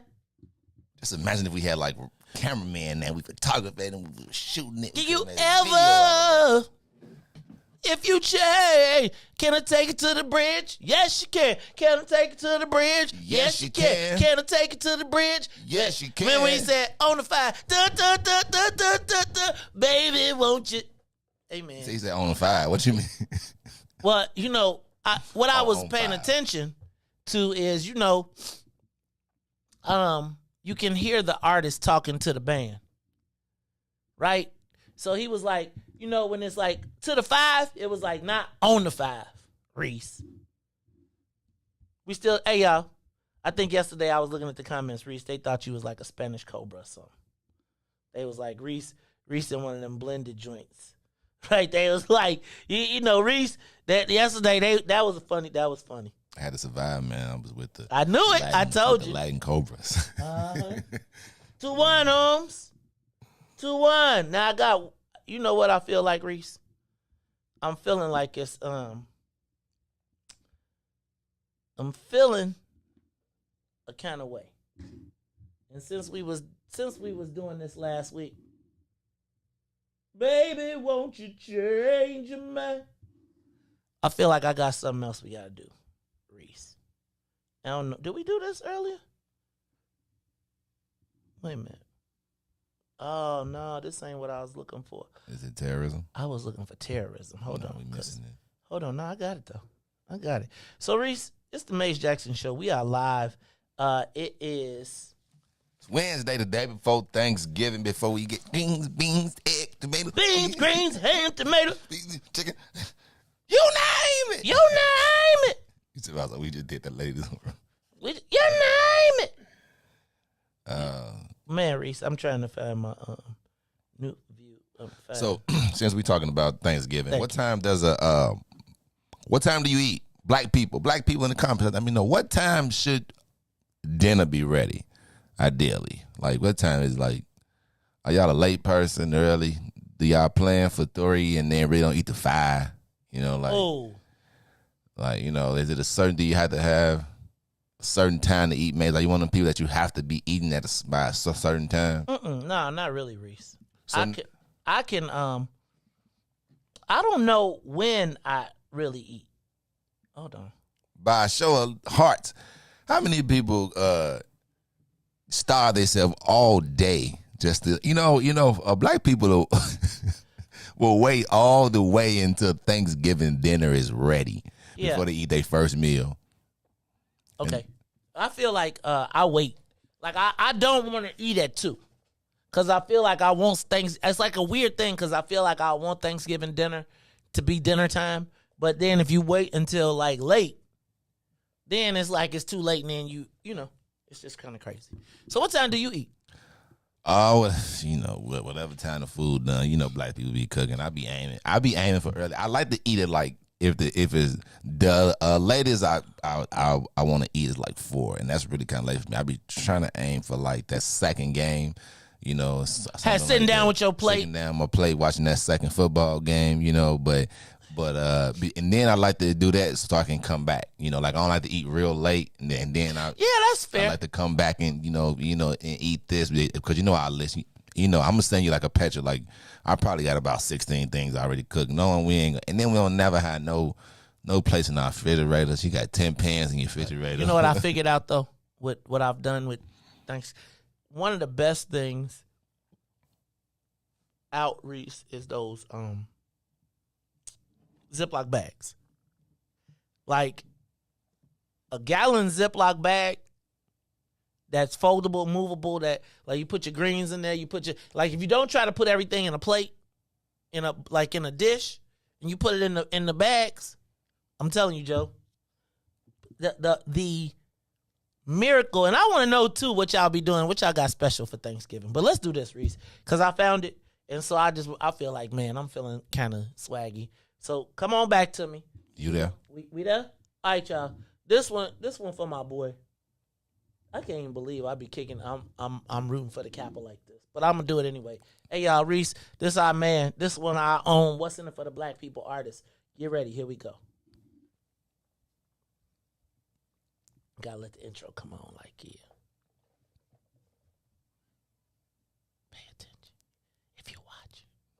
When you made it, you should have put your little for Ruthie Moore, Todd Stoger. You should have. Hold on. I'm messing up. I messed up. Oh, you didn't? Okay. Let's do it again. Is that his little eyes? Is that him? Like, is that his logo? The little eyes? No, I ain't had. I just put it there. Okay.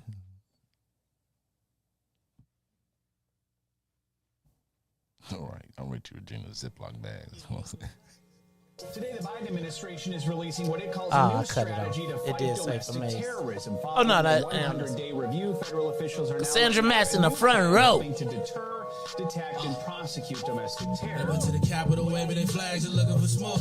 They was out there looking for justice. They was over there looking for votes. Look, Ashley Babbitt was with them and told all the people that nothing could stop us. She clapped through that Capitol window, breached security, ain't called a shot, bro. The media say she a veteran. They picked up to make her look greater, but she disrespected the same country that she served. That makes her a traitor. They was fighting police, resisting the breaths. On God, I couldn't believe it. I guess blue lives only tend to really matter when it's convenient. Hey, these are the times we witness in history, all because they did get a victory. United States, so contradictory. You get equal rights, that's a mystery. Politicians, they more like magicians. You know they got tricks up their sleeve. We point out the flaws that's up in this country. You know they gonna tell us to leave. Somebody try to help me understand. It always seems like a double standard. They be out here leaving us empty-handed to certain rights we are not granted. Look, the media is the culprit when it comes to the comparison. It's when it comes to race, they always changing up the narrative. It's terrorism. They call you a patriot, say you a hero. I call it terrorism.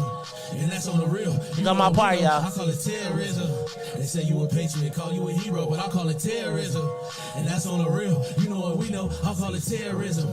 They say you a patriot, call you a hero, I call it terrorism. And that's on the real. You know what we know, I say it's terrorism. They say you a patriot, call you a hero, I call it terrorism. Man's favorite part right here. We just out here trying to get our reparations. Hesitating. I'm out here trying to keep our peace, so I keep meditating. The media make us look bad, they taint our reputation. Looking so sad, it's so sad that COVID causing toe tags. You claim you co-patriotic, but you ain't wearing no mask. You out here wilding with your MAGA flag, just showing your ass. You wanna be part of some type of revolution, so hey, look, you talk revolution and constitutional rights, homie. You see them people was kicking it, boy. Watch this part. Yeah, George Floyd got justice.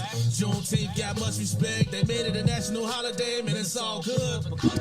They giving out all of these vaccines, putting it in you like caffeine. Was it all in the part of the plan? I bet money like DraftKings. It's land of the free, home of the brave. 1776, we wasn't free, so 1865, so we wasn't part of that. And that there's terrorism. Terrorism. Hey, but to know that he knew that everybody was gonna say cut the check. He knew they was gonna say, he didn't even say it. Hey, I appreciate y'all, man. Maze, appreciate you. Ruthie, Riis, appreciate y'all, man. Hey, yo.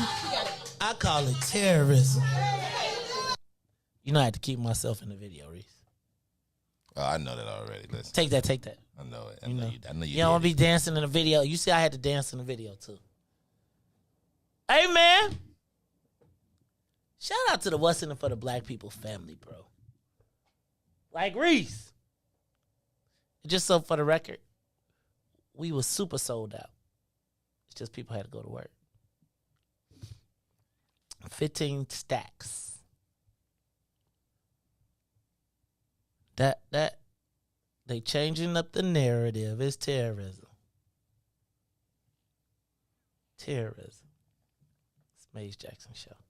Hey man, it's a pre-Thanksgiving show, Reese. I'm not even gonna lie. I'm ready. You know how it's the like. Did you go to the Wednesday half day before Thanksgiving? Because that was because you could act up.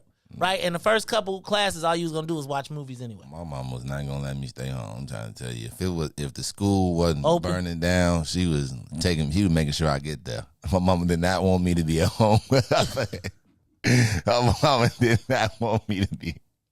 Why, Reese? Every day. I was one of them students. You had perfect attendance. Perfect attendance. My mama made, she drove me, I'm telling you, my mama said, I need some time to myself. Reese, because was you one of them bad kids? Was you a busy kid? No, well, you know what? I was more busier at school than at home. Like, at home, it's so weird because we kind of we grew up like spaced out. You know, like we had like a 3 flat, so you know it's kind of like spaced out. So we separate. Okay. You know what I'm saying? But like I really didn't do nothing at home. But at school though, I did everything at school. What you mean? Oh, I organized us to go play it. You know, I organized you know what I want to do, Reese? I want to have an adult field day. Sound dope. Like a grown folks field day. Where it's like, say we take over a forest preserve, it could be a freeze tag.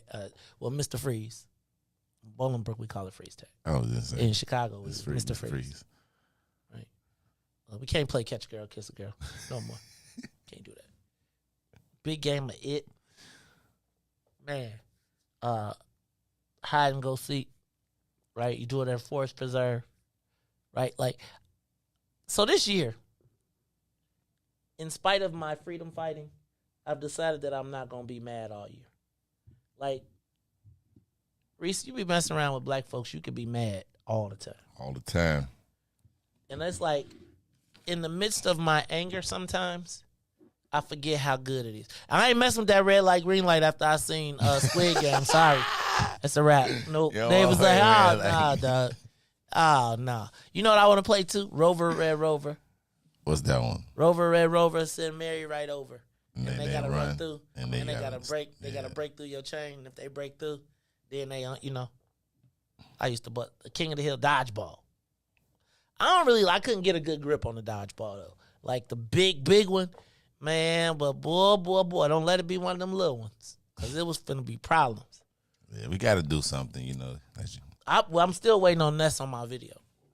That's all right, cause watch, we gonna come back from breaking. It's gonna be a video for What's in It for the Black People. I got all I need now. Now we got to do a real one. I'm about to do. Nope, since they don't want to do, it's gonna be just like beans, greens, ham, tomato. It's gonna be like tearing toe tags, right? It's gonna be y'all gonna be like, how many? I'm gonna do the video.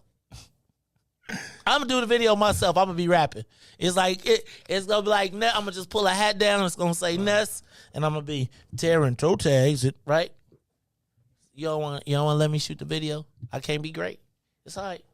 Dude, I'm gonna do a video. I'm gonna do a video for Ness song, right? I'm gonna get me a Bulls jacket. I'm gonna be walking through the joint. I'm gonna be doing my joint. It's gonna get like 1 million views, and I'm gonna be like the Milli Vanilli thing. Oh God, hey man, it's Thanksgiving. What you thankful for? What you thankful for? I'm gonna put my girl on in a minute because I might have to hear it again. Another year, man. Huh? Another year, man. Another Thanksgiving. Even though this is really a massacre that we celebrating, but I turned it to because I told you ever since 5th grade, Thanksgiving has rubbed me wrong. Ever since I just remember just reading the story out loud and trying to tell my teacher like, This doesn't sound like he discovered it, you know. Then like ever since then, like I remember just me going back and researching and find out it was really a black man that discovered it, you know, just to see like just to see it. So, Plays in my head. but you know, So I think I'm thankful. Just you know, just time to spend with family, especially with like COVID. So you know, you can only have a certain number of family and stuff like that. Wait, are y'all observing COVID protocol? Are we observing COVID protocol? Of course. So what you gonna do? Like, how many people coming over? I think we counting like 10, if that. Like, it's really not that many. And then like for my aunties and stuff, we gonna probably just take a plate, stuff like that. I might go see my grandmother that I haven't seen since COVID started. Well, cause she just super COVID. No, well, you know what? I just, she hasn't really been doing anything and everything. So, you know, I didn't want to like crowd the house, but yeah. So I'm just real like thankful, man. Hopefully I get to see my family, my son here. This is first Thanksgiving, being home. I wish he put a shirt on in my house. But other than that, man, I'm just glad to be here, man. See another Thanksgiving. There's a lot of people that didn't even wake up today to even see today and probably had plans for Thanksgiving. So like I always say, every day is a blessing. It's a blessing to be here, good or bad. Somebody didn't have a good or bad day, that they didn't have a day at all. So I think I'm just blessed to just spend it with my family. You know what I'm saying? Family. I think I'm just blessed to spend it with my family this year. And then my new pops, Maze. I'm thankful for my new pops, Maze. That's gonna show me a different version of Thanksgiving this year. Hey, that's funny you say that. Let's do this. Let's take a quick break. And then when we come back, we're gonna do our Thanksgiving. We're gonna do it. I'm gonna let this video play. Again, I know we heard it earlier, but I'm going to go ahead and rock it out real quick for y'all. It's the Maze Jackson Show. I'm grateful for Thanksgiving. We'll be back after these messages, after this song.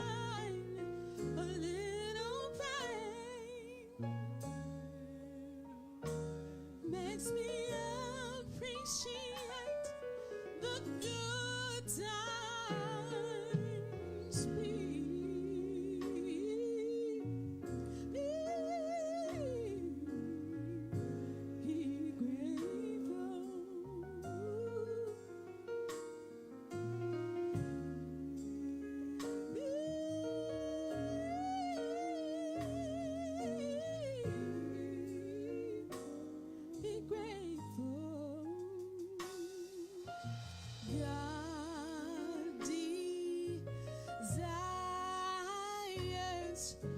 to feel your longings, every pain that you feel, he feels them just like you.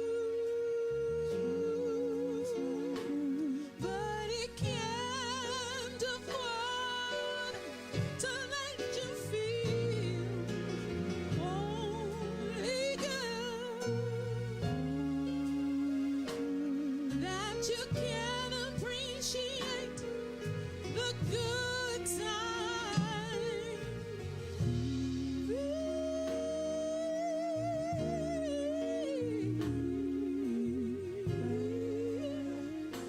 Be grateful.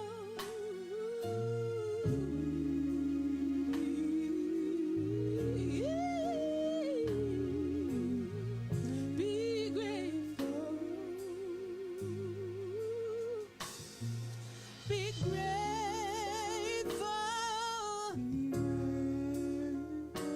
'Cause there's someone else who's worse off than you. Be grateful.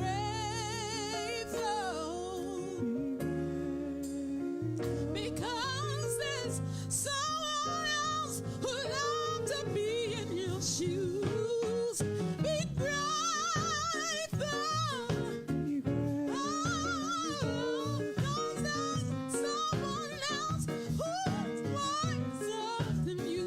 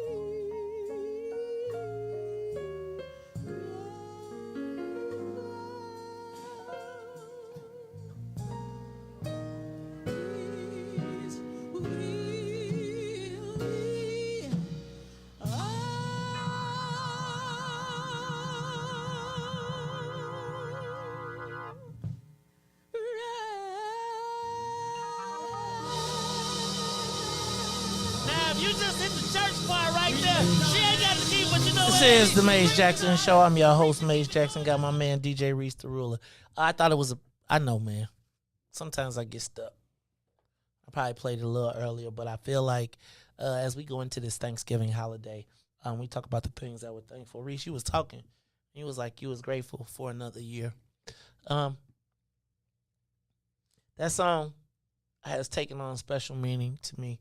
Riis, I would tell you that I am grateful for Thanksgiving. And I want to hear from y'all. Give us a call, 872-259-7474. Tell us something. You know, we talk a lot. We're not going to have to tell me something good Friday, so tell me something good the day before Thanksgiving. What are you grateful or thankful for? I'll start with my family. Back up. I'm going to start with I'm grateful for my carjacking. Probably out of all the things that happened this year, that was probably the most, not momentous, but the one thing that just, I had no chance to do anything but be with myself.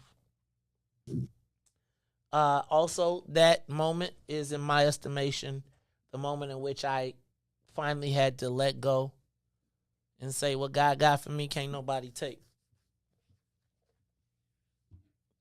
So, I would tell you that is probably what I am thankful for the most. Not the most, but I think it will be the most beneficial.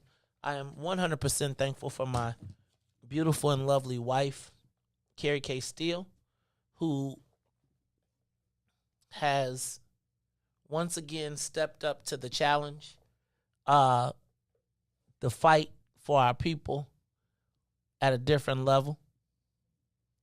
I'm thankful for the strength and the support that she provides, but also her unapologetic support of me. Something happened yesterday,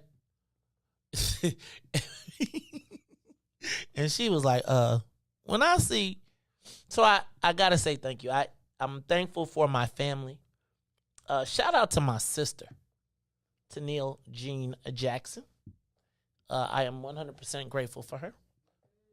Tennille has, in this year, done so much for me personally, so I'm grateful and thankful for my sister. My mother, obviously, she made the greatest son in the whole universe. My niece, the Rego Babo, superstar swimming champion, who is going to get me tickets to the Olympics. My family, my son, young MJ, who, guys, he did not make the team this year. He did not make the St. Rita basketball team, so it's the first time in his life that he is not playing for his school team. But he did not fold up and wilt. He went and found a new team and is back in the game, and I'm grateful that he refuses to accept no. My daughter, I'm just grateful for all of the growth and development and just watching her blossom as a mother. And y'all know I'm just beyond ecstatic about the young Jersey J. It's been an active year. Y'all know hey Riis, you know I had the second most viewed docuseries on Hulu this year in Ben Blagojevich. I'm grateful that all of these wonderful things, I'm actually grateful for all of the opportunities. It was probably this time 4 or 5 years ago. I feel like, Riis, I feel like Job. Do you know who Job was in the Bible? I feel like God put a whooping on me for a long time to see if I was going to give up. And I feel like he has restored me and multiplied me. So I am grateful for this year of recognition and of fulfillment and of perseverance coming through. Now, I'm hearing this. I'm hearing some crazy things. I know, like, yeah, I'm going to hold up. But I am going to tell you that the Wolves, how. So I'm facing another challenge. And I think this is the time where instead of worrying about what I'm going to do and how I'm going to get anybody back, I'm starting to hear my name in people's mouths and they spreading lies and rumors and all type of innuendo. And Riis, last time I used to be like, okay, I'm going to go get this. I'm going to go get him. You know what I decided, Riis? God, like, I don't need another carjacking for God to be like, I got you. Like, there's no weapon for him. There's no lie that some chick can tell. There's no rumors. There's no, right? What God got, can't nobody take. And so, yesterday, I was all bent out of shape a little bit, Riis. And then he was like, now, do I need to carjack you again for you to understand I got this? There is no human being that's going to beat me when it comes to you. So I'm staying focused, and I'm going to keep my eyes stayed on Jesus. Woke up this morning with my mind stayed on Jesus. You ain't never sing that song, did you, Riis? You know that song? Yeah, woke up this morning with my mind stayed on Jesus. Church key, I told you, man. All day Jesus, man. All day Jesus. All day Jesus. All day Jesus. Friday, Saturday, Sunday. Tuesday, Bible study. Wednesday, Saturday. I'm trying to tell you, name it. Revivals, always revivals. Shed-ins, New Year's. Man, I hated Revival Week. Nothing. Reis, didn't you hate Revival Week? Born and raised in church. I'm telling you. Born and raised. Didn't you hate when they would be like on like? I hated church. You know why I hated Revival on Thursdays? Because we had to miss the Cosby. You know what? I just know. I get so used to it. I'll tell you, when the revival comes to church, every different preacher preaching every day. You got to go to revival in here. But it's a couple of them. I like Mr. Clean. Like I said, it was a couple of ones that I really enjoy. Like church was always a good thing for me. I was on the camera board at church, so see, we went to the straight church. Wasn't no technology, wasn't no camera board. It was sit your butt in the second row and you better not fall asleep. Whew, Jesus. All right, anybody on that live line? Nobody ain't thankful. Y'all ain't thankful. Y'all gonna leave me alone on this last day? That's okay. It's all right, Riis. That's okay, because I ain't even tripping on y'all. It's been a great week. I have been tremendously blessed. Just want to point out that there is a civil war going on right now. Not the one that I was talking about with Kyle Rittenhouse, but a civil war in the city council. Riis, the Latinos are saying that the black folks better get it in order. Y'all, is Chicago still the ADOS capital? Like, what makes Chicago black anymore? I don't know that Chicago is really a black city anymore. Like, I feel like Spanish got it for me. See, Riis, that's why Riis became a Spanish Cobra. I'm telling you, Riis some old Simon City Royal type stuff. he ain't no GD, he like a SD. Right? he got S's in front of his stuff. That's funny. A lot of black people moving out the city, man. They moving to like a little local suburb. And they moving out of Illinois too. Yeah. A lot of people are moving out of Illinois. But my question is it still, like, there was a time when I felt like Chicago, and they people say, so I would say that there was a time when I felt like there was L.A. had a significant black population. And I feel like, guys, do you realize that at our peak during Harold Washington, there were 1.2 million black people? Riis, guess there's 800,000 now. So that's a 400,000 drop. While Latinos are going up and whites are going up. We're leaving. I asked, like, why is it that Chicagoans leave Chicago and do so much better everywhere else? Right? Like, I feel like if you take a Chicagoan, it's like when JB like, anywhere, water, I sell water to a well. Like if you think about this. In Houston, the Turkey Leg Hut has Chicago origins. City of hustlers, man. Why is the hustle so hard in Chicago? Like, bro, you like honestly, I feel like with everything I have here, if I had the same hustle and the same what I had in Houston, man, I'd be the king of Houston. Atlanta, anywhere else. For sure. It seems like it's so much harder to be black in Chicago than it is for blacks from Chicago. Now, let somebody else come here, we'll be, hey, you on TV?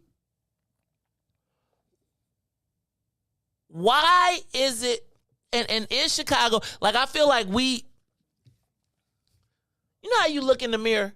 Like you ever seen that cartoon when the animal look in the mirror and it see itself as this big giant thing, but it's really like a little bitty?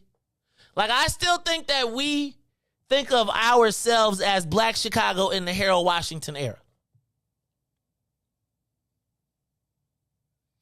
And now as we watch this fight play out for the city council, you realize that the city council wants to create 18 black wards, 18 white wards, 14 Latino wards, and 1 Asian ward. The Latinos are now leading the negotiation. Does that make sense? The Latinos put out the first map, and we're working against their map and their decision of how they're going to go. Have we lost our stick in Chicago? I was thinking about every single time that we have seen our elected officials vote against their own self-interest. Right? Remember when anytime there's been any legislation, sanctuary, etc., the Chicago, what do you call it? The city key card, all of these things that become tools that over the next 4 years.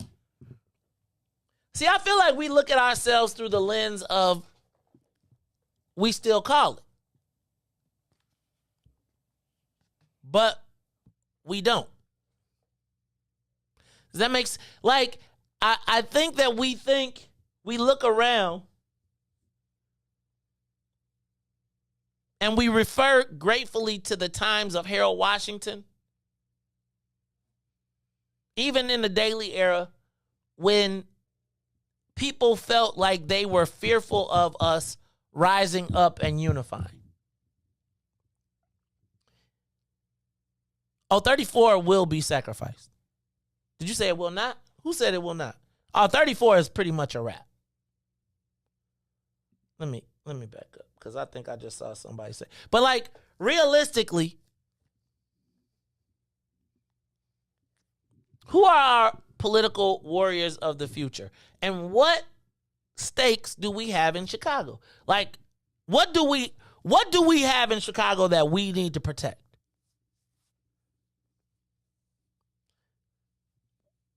What is still black about Chicago? I almost feel like I would tell you that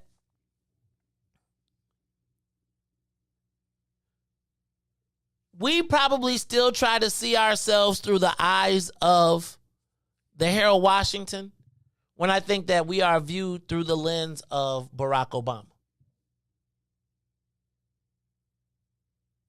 And I think you got to really start to think about, what do we still have here? What do we have worth protecting? What do we have besides the quote-unquote South and West sides that are rapidly shrinking? What makes Chicago still black? I really used to think about Chicago being a black city. We are a majority minority city, but now we're the minority of the majority minority. And quite frankly, when you look at this map, it seems like both groups were trying to appease white folks. Because the battle is, who will the white folks align with?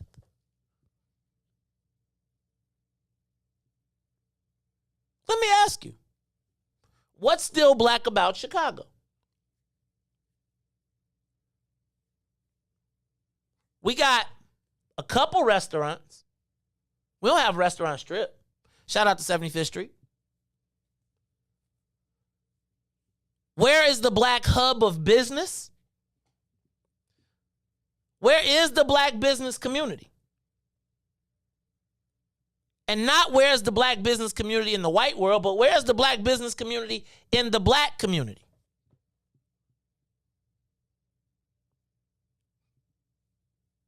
You know, we used to have the street organizations. We don't have those.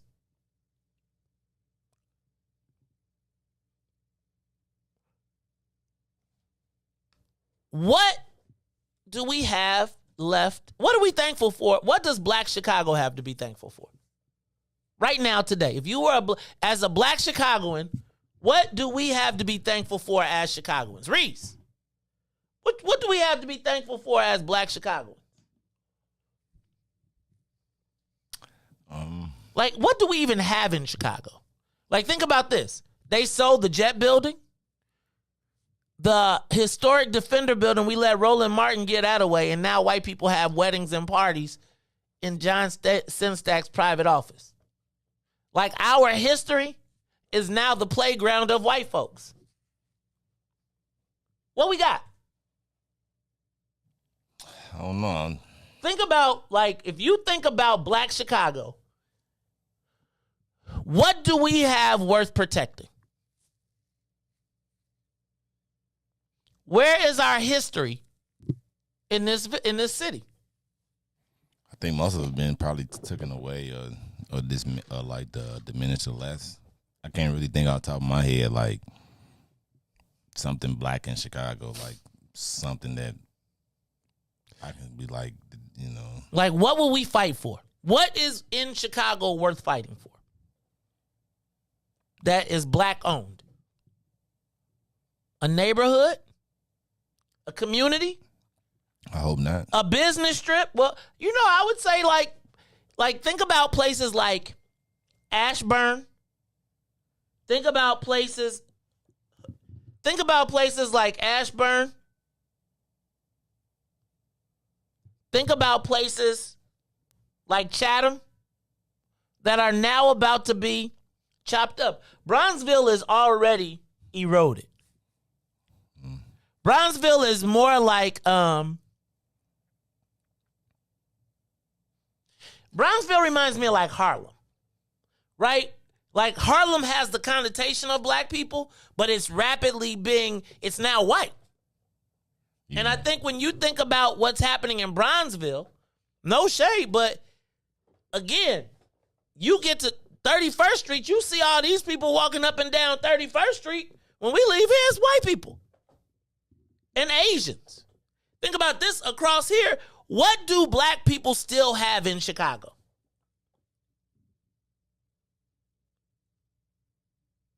I think we got nothing, man. That's why I probably like. I don't know. I wouldn't fight for anything in Chicago at all. Nothing. There's nothing in Chicago that I'll fight for. DuSable Museum led the Black and Brown. They were the sponsors of the Black and Brown thing that we showed where the Latino girl was talking about all power to the people. Do we have any neighborhoods worth fighting for?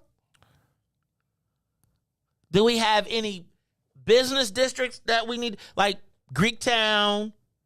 You know, Mark Carter always talks about we need Blacktown. But like, do we have a hub of, like, there's not even a cultural center of Black Chicago. Right? Like when you go to, say like you go to Brooklyn and you know that if you go on 125th Ave, like we got 75th a little bit, but like, remember when you used to go to, remember when 87th Street between Stony Island and Jeffrey was just all, like, you couldn't even get down there. It was all red, black, and green. I was thinking about, like, what is left of Black Chicago? What do we have to be thankful for? Still. Can't think of one thing. And I'm sure you think about it. Like, where's our the black business community? Where is it? And when I say where is it in perspective to black people? What role do they have in what happens for black people?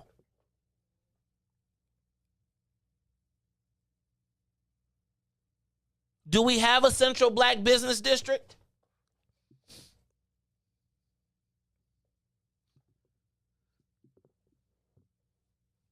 I think right now what we got in Chicago, what ties us still to this city? Besides the fact that we just say we just not going to let them give it up. But why do you stay? Because you know the value is going to go up? I'm not tripping on that. But I was just, as I was thinking about the city of Chicago, and when I came to, like, when we used to drive into the city, and I think about, Vince Bass was on this thing, and I was just thinking, like, do y'all remember when 22nd Street was black? Do y'all remember when it was black up to Roosevelt? Like, people be still saying, like, I don't come south to Roosevelt. Now, the South Side, really, where does the South Side start, Riis? And where does the West Side start? South Side started at pure South Side 47. West, pure West, you had California now. Yeah.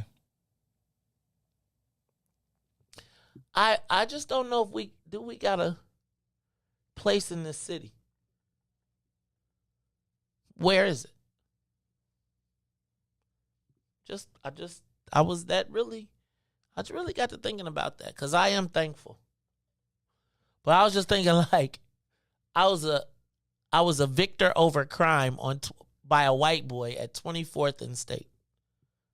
Think about saying that 15 years ago. Right? A white carjacker on 24th and State. Think about that 15 years ago.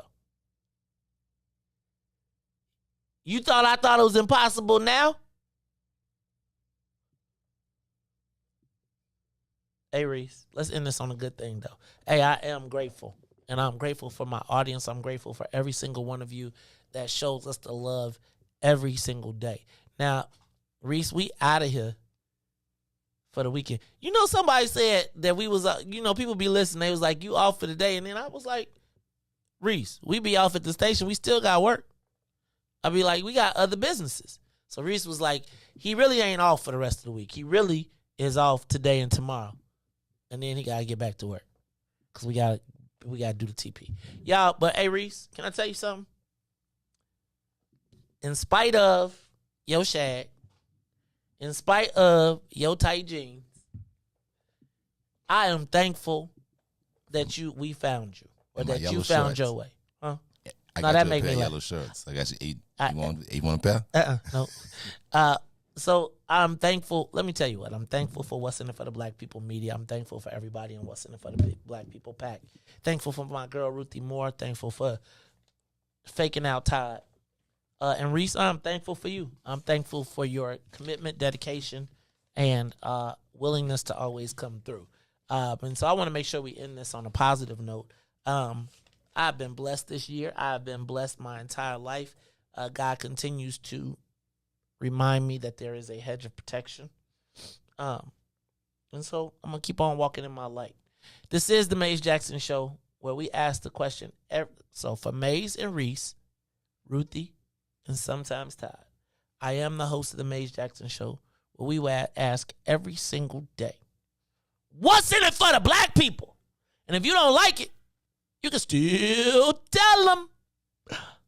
May said, happy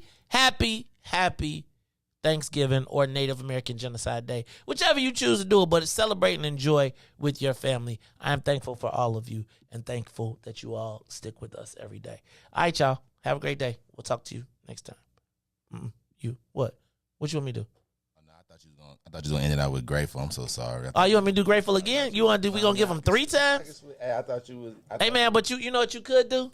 You could put the gospel. No, give them some. You know what? Go find that Howard Hewitt. What was the Howard Hewitt song? I can't even think of it now. Not I Say Amen. God, put it in there. You put Howard Hewitt.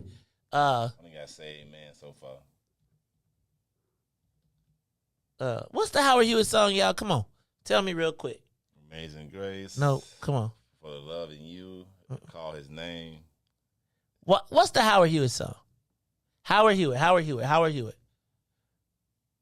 not doing great. Show me. No. Come on, they gonna give it to me. Come on, viewers. Y'all tripping. Give me the Howard Hewitt song. The Howard Hewitt song. It's time right for now. We'll have a second time around. 'Cause in my life, something I gotta say. Oh, we got a caller just called in. Should we take it? Yeah, we'll take it. Oh, they just. It's what it seems. There's a stronger force behind the scenes. Try say amen if that's it. It might be it. Play it, and then if it ain't, then I'll tell you it ain't it. It is the main. It is. I say amen. All right, go ahead. It's time to say goodbye for now. So say amen. Yeah. Okay. We'll have our second time around. He's in my life. Yeah, that's it. That's it.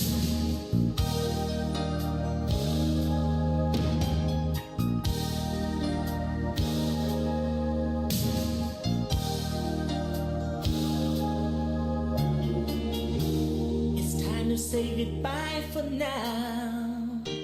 We'll have our second time around. But before you go, there's something I'd like to say. Everything's not what it seems. There's a stronger force behind the scenes. He's in our lives every day. He's right there when we call. In him is where my strength lies. I lift my eyes beyond the skies. Only he can save my life, and only he can hear my cry. I wanna thank you, God, for giving me one more chance to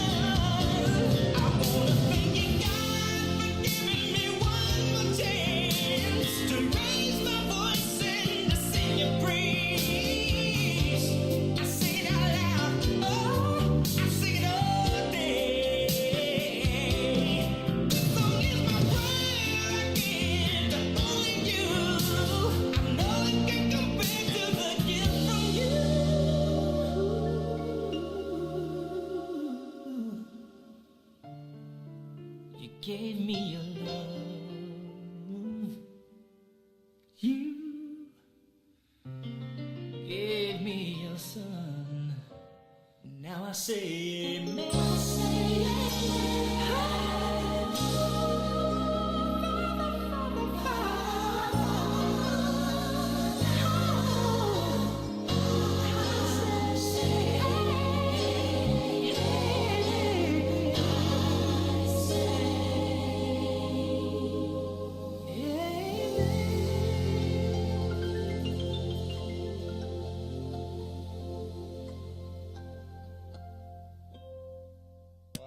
For Ruthie Moore, for Todd Stoger, I am the host of the Mace Jackson Show, asking every single day, what's in it for the black people? And if you don't like it, you can still tell them Mace said, Mayor Lightfoot, man, we ain't accepting that. We ain't accepting that. Let's go. Yeah.